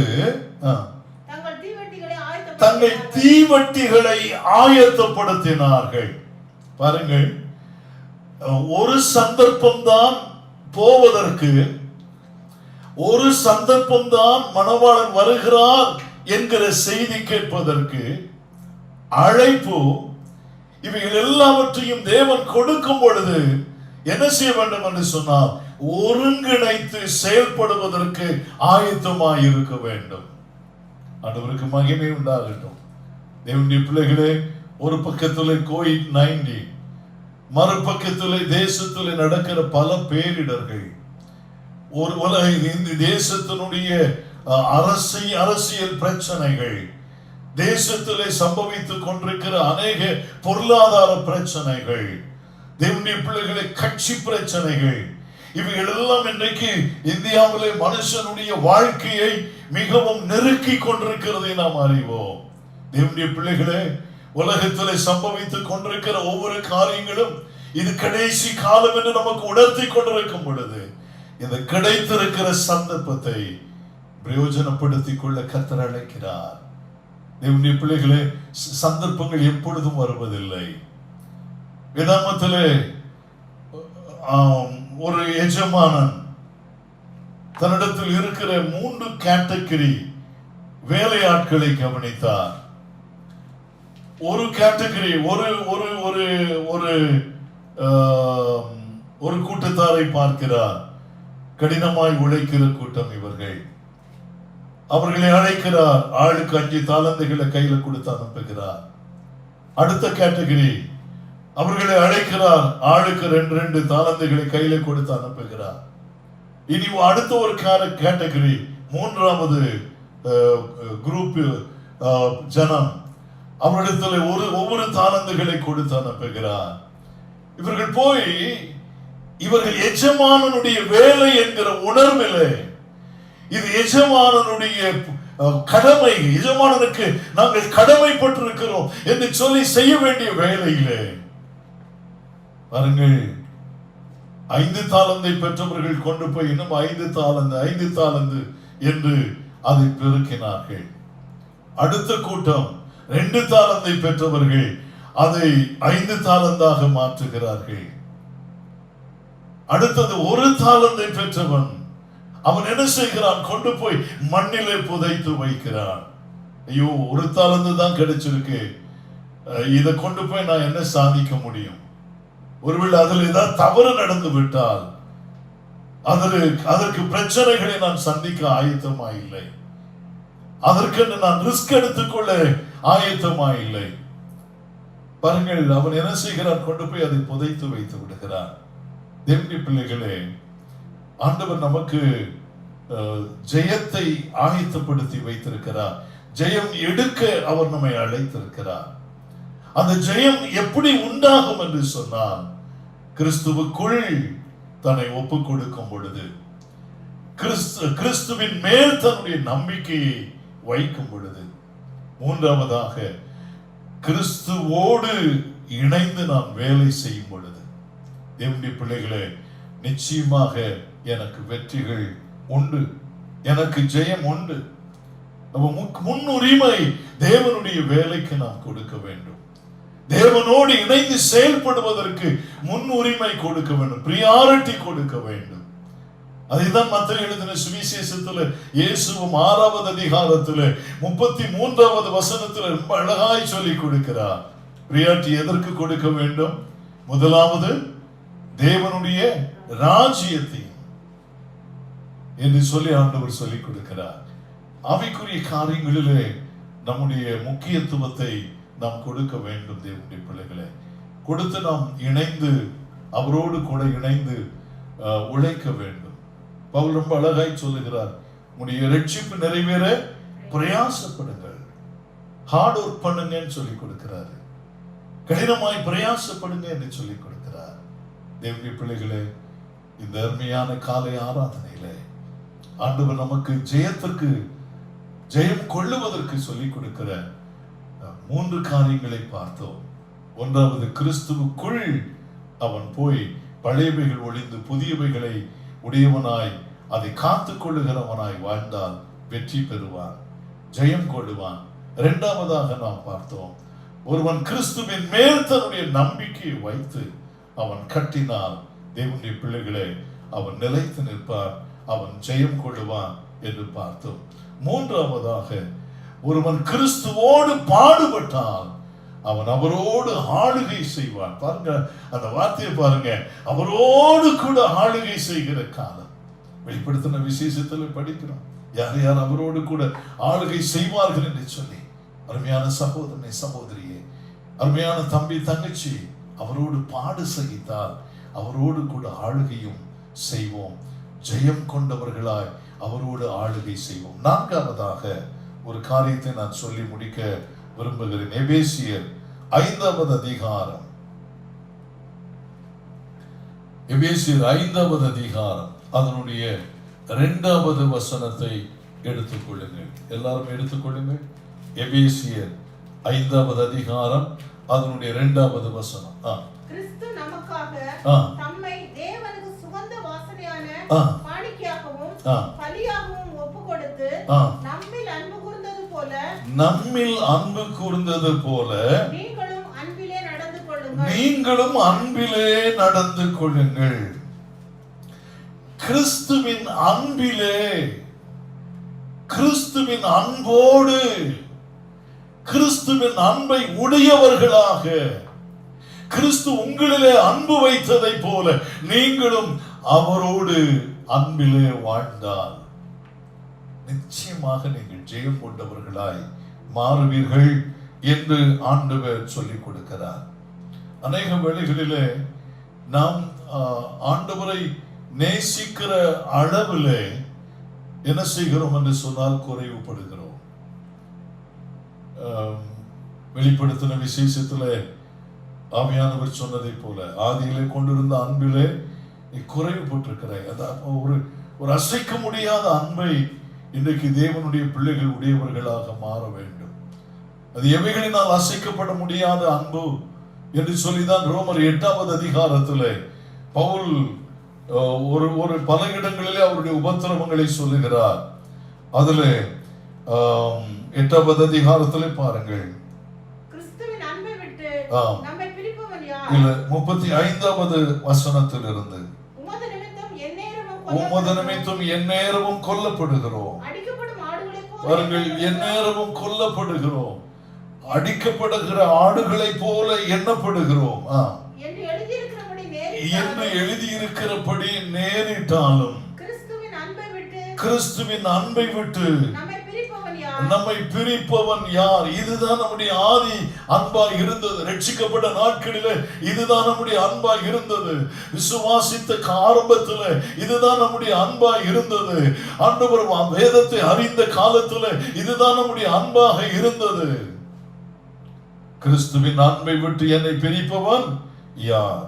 கீழே உபத்திரவமோ, வியாகுலமோ, துன்பமோ, பசியோ, நிர்வாணமோ, நாசமோசமோ, பட்டயமோ, இவைகள் எல்லாவற்றிலேயும் நம்மில் அன்பு கூறுகிறவராலே முற்றிலும் ஜெயம் கொள்ளுகிறவர்களாய் இருக்கிறோமே. ஆமென் சொல்லுவீங்களா? எல்லாம் நல்லது நடக்கிறதுனாலே நான் அவரை நேசிக்கிறேன் என்று நேசிக்கிறோமா? ஆண்டவர் எனக்கு வாழ்க்கையை கொடுத்தார், வேலையை கொடுத்தார், ஆண்டவர் படிப்பை கொடுத்தார், கை நிறைய சம்பளத்தை கொடுத்தார், ஆண்டவர் எனக்கு குடும்பத்தை கொடுத்தார், மனைவி, பிள்ளைகள், புருஷன், பிள்ளைகள், அல்லது பெற்றோர், வீடு, இவைகள் எல்லாம் கொடுத்தார். கர்த்தர் நல்லவர் என்று சொல்லுகிறோமா? இதெல்லாம் ஒண்ணு எனக்கு இல்லையா? எல்லாம் இவைகள் எல்லாம் எனக்கு இல்லை. சில காரியங்கள் இருக்கிறது, இவைகள் எனக்கு இருந்தாலும் சரி, இல்லாமல் போனாலும் சரி, நான் அவரை நேசிக்கிறேன். ஆண்டவரே, நான் உம்மை நேசிக்கிறேன். ஆண்டவரே, நீர் கொடுத்தாலும் உமக்கு ஸ்தோத்திரம், நீர் கொடுத்ததை எடுத்தாலும் உமக்கு ஸ்தோத்திரம். கர்த்தர் கொடுத்தார், கர்த்தர் எடுத்தார், கர்த்தருடைய பரிசுத்த நாமத்திற்கு ஸ்தோத்திரம். அந்த அன்பை கொஞ்சம் கவனித்து பாருங்கள், எவ்வளவு ஆழமான அன்பு. இந்த அன்பை தான் ஆண்டவர் எதிர்பார்க்கிறார். கிறிஸ்துவின் பேரில் நாம் வைக்கிற அன்பு, இந்த கிறிஸ்துவின் பேரில் நான் வைக்கிற அன்பு கிறிஸ்துவ வாழ்க்கையில் எனக்கு ஜெயத்தை கொடுக்கும், எனக்கு ஜெயத்தை கொடுக்கும். பவுலுடைய அந்த ஜெயத்தின் முடிவை பாருங்கள். ஓட்டத்தை முடித்தேன், விசுவாசத்தை காத்துக்கொண்டேன், இது முதல் கொண்டு நீதியின் கிரீடம் எனக்கு வைக்கப்பட்டிருக்கிறது. வெற்றியை பார்த்தீங்களா?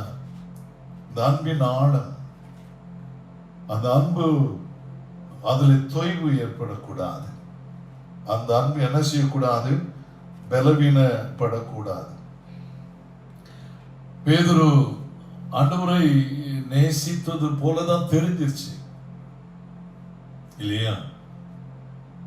ஆனால் அவன் ஆண்டவரை மறுதலித்து போனான்.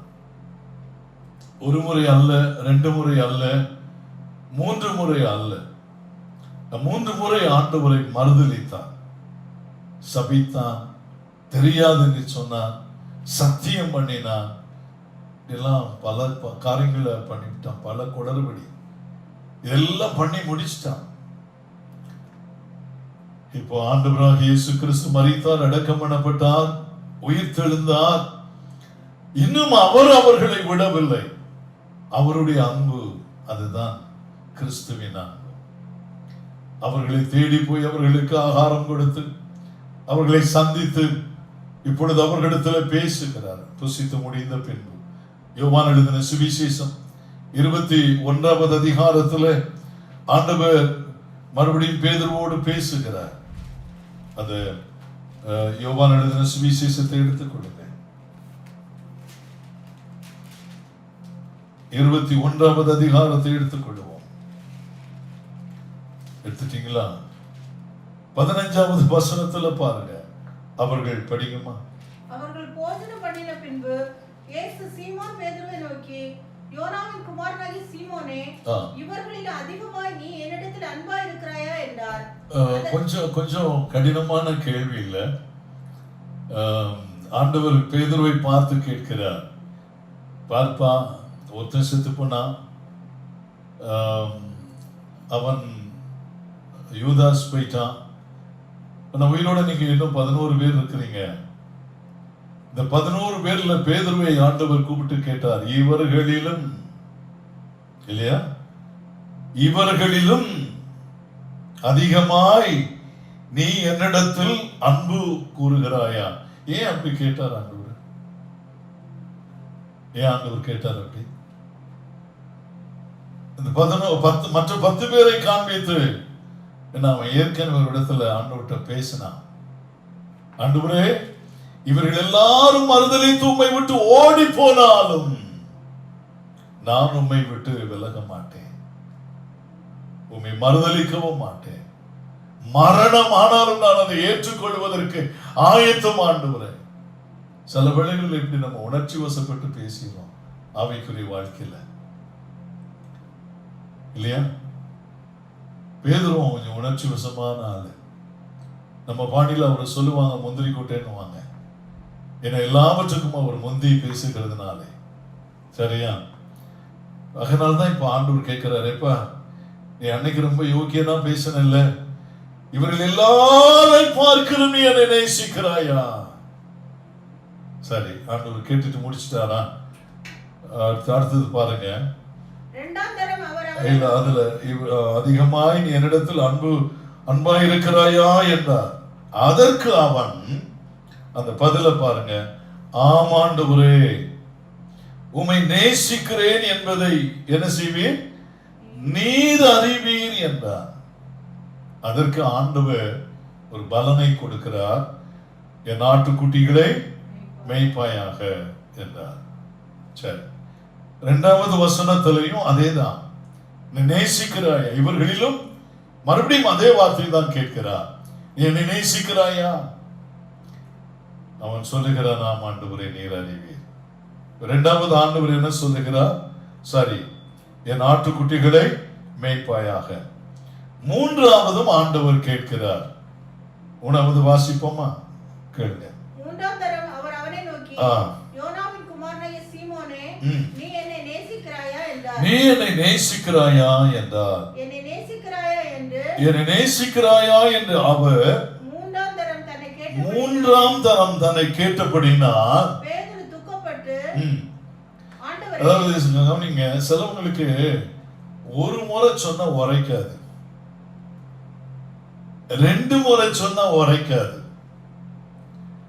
3 முறை சொன்னா உரைக்காது. உங்களுக்கு புரியுதா ஏதாச்சும்?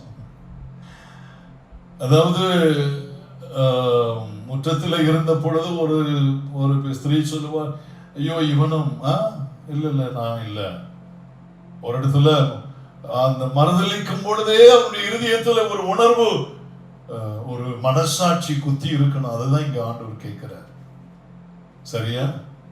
ஒரு முறை அவன் இல்ல ஆண்டவரே இல்லை, நான் அவனை அறியேன் என்று சொல்லும் பொழுது அந்த மனசாட்சியில உணர்வு உண்டாயிருக்கணும், உண்டாகல. 2வது முறையும் மறுதலிக்கும் பொழுது மனசாட்சி உணர்த்தி இருக்க வேண்டும், ஆனா அவன் உணரவில்லை.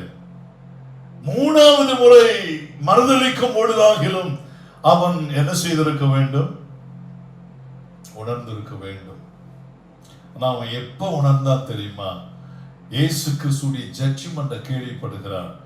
அவரை சிலுவையில் அறைந்து கொல்லுவதற்கு நீதி எழுதப்பட்டாயிடுச்சு. இப்ப அவரை நேரை பார்க்கிறான். அவருடைய கண்களும் அவருடைய கண்களும் ஒருவரை ஒருவர் சந்திக்கிறது. அப்பதான் உணர்றான். இப்பதான் கண் கலங்குகிறது. ஓடுகிறான், தன்னுடைய பின்மாற்றத்திலிருந்து மனம் திரும்புகிறான். அருமையான தேவனுடைய பிள்ளைகளே, அதனாலதான் 3வது முறையும் ஆண்டவர் ரொம்ப குத்தி காண்பிக்கிறது அவனுக்கு உணர்ந்துருச்சு. அவன் உடைஞ்சிட்டான். உடைஞ்சு ஆண்டவரே, அதுல ஒரு காரியம் இருக்கு பாருங்க. அவன் துக்கப்பட்டு, அந்த வசனத்துல பாருங்க, என்னை நேசிக்கிறாயா என்று அவர் 3ஆம் தரம் தன்னை கேட்டபடினாலே பேதுரு துக்கப்பட்டு, ஆண்டவரே நீர் எல்லாவற்றையும் அறிந்திருக்கிறீர், நான் உம்மை நேசிக்கிறேன் என்பதையும் நீர் அறிவீர் என்றான். இயேசு அவனை, என் ஆடுகளை மேய்ப்பாயாக என்றார். ஆண்டவருக்கு மகிமை உண்டாகட்டும். இந்த ஒரு டோட்டல் கமிட்மெண்ட், பூரண அர்ப்பணத்திற்குள்ளே இப்பமாச்சும் வந்திருக்கிறானா என்று ஆண்டவர் பார்க்கிறார். ஆண்டவர் அவனை ஒரு சின்ன பரிசோதனை பண்ணி பார்க்கிறார். சில வேளைகளில் ஆண்டவர் நம்மை அப்படிப்பட்ட இடங்களில் கொண்டு நிறுத்துகிறார். தேவனுடைய பிள்ளைகளே, நாம் வெற்றி பெற்றவர்களாய் மாற வேண்டும் என்று ஆண்டவர் விரும்புகிறார். நாம் ஜெயித்தவர்களாய் மாற வேண்டும் என்று ஆண்டவர் விரும்புகிறார். நம்மிலே வெற்றியை பார்த்தவர் சந்தோஷப்பட விரும்புகிறார். அப்ப என்ன? வெற்றி அடைய, ஜெயம் கொள்ள நாம் கிறிஸ்துவுக்குள் நம்மை அர்ப்பணித்து, பழையவைகள் ஒளிந்தன எல்லாம் புதியதாயின என்று வாழ வேண்டும். அதை காத்துக்கொள்ளவும் வேண்டும். இடையில விட்டுட்டு ஓடி போயிடக்கூடாது. 2வது, நம்முடைய ஜெயம் கொண்ட வாழ்க்கைக்கு நாம் கர்த்தர் பேரில் நம்பிக்கை உடையவர்களாய் இருக்க வேண்டும். கொஞ்சம் மாம்சத்தை சார்ந்து வாழக்கூடாது. 3வது, நாம் ஜெயம் கொண்டவர்களாய் மாற கிறிஸ்துவோடு பாடு சகிக்கிறவர்களாய் இருக்க வேண்டும். அப்படியானால் நாம் நிச்சயமாக ஜெயம் கொள்ளுவோம். 4வதாக, நாம் அவரிடத்தில் பூரண அன்புடையவர்களாய் இருக்க வேண்டும். அந்த அன்பிலே களங்கமோ பலவீனமோ இல்லாமல் பார்த்து கொள்ள வேண்டும். அப்படியானால் பேதுருவே, நீ ஜெயம் பெற்றவன் என்று கர்த்தர் சொல்லுவார். ஆடுகளை மேய்ப்பாயா. எவ்வளவு பெரிய ஸ்லாக்கியம்! தேவனுடைய பிள்ளைகளே, பேதுருவுக்கு தேவன் கொடுத்த ஸ்லாக்கியங்களுக்கு மேலான ஸ்லாக்கியங்களை வெளிப்படுத்தின விசேஷத்துல ஆண்டவர் 7 சபைக்கும் சொல்லுகிறார். ஜெயம் கொள்ளுகிறவனுக்கு எத்தனை ஸ்லாக்கியங்கள்! தேவனுடைய பிள்ளைகளே, இந்த காலை ஆராதனையில ஆண்டவர் நம்மோடு கூட பேசினார். மகனே, நீ ஜெயம் பெற்றவனாய் மாற வேண்டும் என்று விரும்புகிறார். உனக்கு வெற்றியை நான் வைத்திருக்கிறேன் என்று கர்த்தர் சொல்லுகிறார். நிச்சயம் உனக்கு வெற்றி உண்டு என்று கர்த்தர் சொல்லுகிறார். நீங்கள் ஒருவரும் தோற்று போக தேவன் விரும்பவில்லை. ஒருவரும் நீங்கள் தேவனுடைய பிள்ளைகளை வெற்றியற்றவர்களாய் மாற ஆண்டவர் விரும்பவில்லை. நாம் ஒவ்வொருவரும் ஜெயிக்க வேண்டும் என்றுதான் ஆண்டவர் விரும்புகிறார். ஒவ்வொருவரும் ஜெயம் பெற்றவர்களாய் மாற வேண்டும் என்றுதான் விரும்புகிறார். பழையவைகள் ஒளிந்தன எல்லாம் புதியதான் ஆயின என்கிற அந்த நம்பிக்கை, அந்த வாழ்க்கை. இரண்டாவதாக, கிறிஸ்துவின் பேரில், கிறிஸ்துவின் மேல் அசையாத நம்பிக்கை. கண்மலையின் மேல் தன் வீட்டை கட்டினவனை போல ஒரு நம்பிக்கை. அசையாத தேவனுடைய பிள்ளைகளை, காற்றடிக்கட்டும், பெரும் மழை பொழியட்டும், என்ன வெள்ளம் வரட்டும், எது வந்தாலும் அசைக்க முடியாத இந்த நம்பிக்கை கிறிஸ்துவின் பேரில், கிறிஸ்துவின் மேல். 3வதாக, அவருடைய வேலையிலே அவரோடு கூட நாம் உழைத்தோமே ஆனால், அவரோடு கூட நாம் பாடுபட்டோமே ஆனால் நிச்சயமாக நமக்கு வெற்றி உண்டு. அவரோடு கூட ஆளுகை செய்வோம். கர்த்தர் நம்மோடு பேசி இருக்கிறார். அவரோடு பாடுபட ஒப்பு கொடுத்திருக்கிறோமா? அவருடைய வேலை செய்ய ஒப்பு கொடுத்திருக்கிறோமா? அஜாக்கிரதையாய் செய்யாமல் ஜாக்கிரதையாய் செய்கிறோமா? ஆண்டவருக்கு மகிமை உண்டாகட்டும். உண்மையான தேவனுடைய பிள்ளைகளே, விசுவாசிகளே, விசுத்தவான்களே, கர்த்தர் நம்மோடு பேசுகிறார். மகனே, மகளே, என்னை நேசிக்கிறாயா?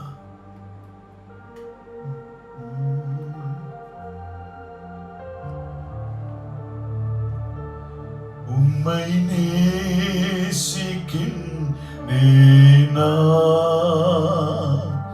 உம்மை நேசிக்கின்றேனா,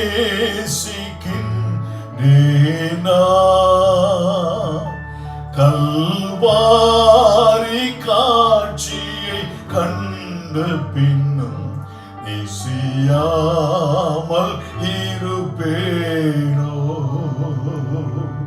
கல்வாரி காட்சியை கண்ட பின்னும் நேசியாமல் இருப்பேனோ. சொல்லுங்க, உம்மை நேசிக்கின்றேனா, உம்மை நேசிக்கின்றேனா,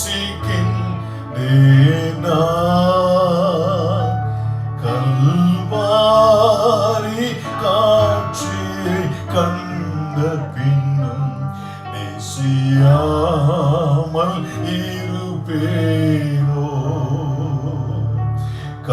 கல்வாரி காட்சியை கண்ட பின்னும் நேசியாமல் இருப்பேனோ, கல்வாரி காட்சியை கண்ட பின்னும் நேசியாமல் இருப்பேனோ.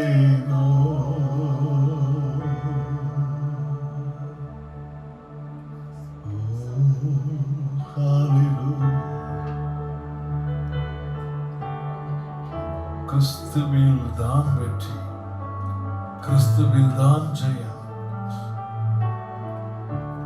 சுயம் அல்ல, சுய பலன் அல்ல, மாம்ச பலன் அல்ல. அதை நம்பி அநேக தேவனை விட்டு விலகி போகிறார்கள், அதை விட்டு தேவனை விட்டு தூரம் போகிறார்கள். உம்மை நேசிக்கிறேன் ஆண்டவரே சொல்லுவோம். Praise God. எத்தனை பேர் இந்த காலை வேளையில ஆண்டவருக்கு என்ன அர்ப்பணிக்க விரும்புகிறீர்கள்? ஆண்டவருக்கு என்ன ஒப்பு கொடுக்க விரும்புகிறீர்கள்? கிறிஸ்துவுக்குள்ளான வாழ்க்கைக்கு எத்தனை பேர் உங்களை அர்ப்பணிக்கிறீர்கள்? ஜெயம் கொண்ட வாழ்க்கைக்கு எத்தனை பேர் அர்ப்பணிக்கிறீர்கள்? எங்கள் தகப்பனே, ஒவ்வொருவரையும் இந்த கால வேளையிலத்தோடு எங்களோடு நீர் பேச இருக்கிறீரப்பா. சின்னவர்கள், பெரியவர்கள், வாலிபர்கள், ஆண்டவரை முதிர்ந்தவர்கள், ஒவ்வொருவரோடும் நீர் பேச இருக்கிறீர். தோற்று போக நீர் எங்களை அழைக்கவில்லை ஆண்டவரே. தோல்விக்காக இந்த கிறிஸ்தவ வாழ்க்கை அல்ல, ஜெயம் கொண்டு வாழுவதற்காக இந்த கிறிஸ்தவ வாழ்க்கை. கிறிஸ்துவில் வாழுகிற வாழ்க்கை ஜெயம் கொடுக்கிற வாழ்க்கை. ஜெயம் கொண்டவர்களாய் நாங்கள் மறைவான மன்னாவை புசித்தவர்களாய் மாற, ஓ ஹல்லேலூயா, எங்களுக்கு உதவி செய்யும். ஆளுகை செய்கிறவர்களாய் மாற எங்களுக்கு உதவி செய்யும். காலையில் ஒவ்வொருவரையும் தொடும் ஒரு ஆழமான அர்ப்பணத்தை தாரும் ஆண்டவரே. ஒன்றும் அசைக்க முடியாத ஒரு நல்ல அன்பை, தெய்வீக அன்பை தார். பேதுரு அப்படிப்பட்ட ஒரு அன்புக்குள்ளே கடந்து வந்ததை போல நாங்களும் கடந்து வர உதவி செய்யும். ஆராதனையிலே கலந்து கொண்ட தேவனுடைய பிள்ளைகள் ஒவ்வொருவரையும் ஆசீர்வதி, பரிசுத்தப்படுத்தும், வழி நடத்தும், தேவைகளை சந்தியும். ஒரு நல்ல ஆரம்பத்தை சீக்கிரத்தில் எங்களுக்கு தரப்போகிறேன். அதற்காக காத்திருக்கிறோம். ஜெயமுள்ள வாழ்க்கையை தாரும். இயேசுவின் நாமத்தில் பிதாவே, ஆமென். சேர்ந்து சொல்லுவோம், கரங்களை உயர்த்தி. என் ஆத்துமாவே கர்த்தரை ஸ்தோத்திரி, என் முழு உள்ளமே அவருடைய பரிசுத்த நாமத்தை ஸ்தோத்திரி. என் ஆத்மாவை கர்த்தரை ஸ்தோத்திரி. அவர் செய்த சகல உபகாரங்களையும் மறவாதே. ஆமென். நாம் கர்த்தருடைய ஆசீர்வாதத்தை பெற்றுக் கொள்வோம். நம்முடைய ஆண்டவரும் அருமை இரட்சகருமாகிய இயேசு கிறிஸ்துவின் கிருபையும் பிதாவாகிய தேவனுடைய அன்பும் பரிசுத்த ஆவியானவருடைய ஐக்கியமும் அந்யோன்ய சிநேகமும் வழிநடத்துதலும் பாதுகாவலும் நம் அனைவரோடும் அவருடைய வருகை மட்டும் தங்கி இருப்பதாக. ஆமென். ஆமென். கர்த்தர் உங்களை ஆசீர்வதிப்பாராக. God bless you. இன்னைக்கு மாலையில 5 மணிக்கு நடக்கிற அந்த குடும்ப கூடுகைக்கு எல்லா சகோதரர்களும் சகோதரிகளும் நீங்கள் இணைந்து கொள்ளுங்கள். நமக்கு ஒரு நல்ல ஒரு ஐக்கியத்தை மறுபடியும் ஒருவரை ஒருவர் பார்க்க இது ஒரு சந்தர்ப்பம். நாம் சந்திப்போம் மாலையில. God bless you. ஆமென்.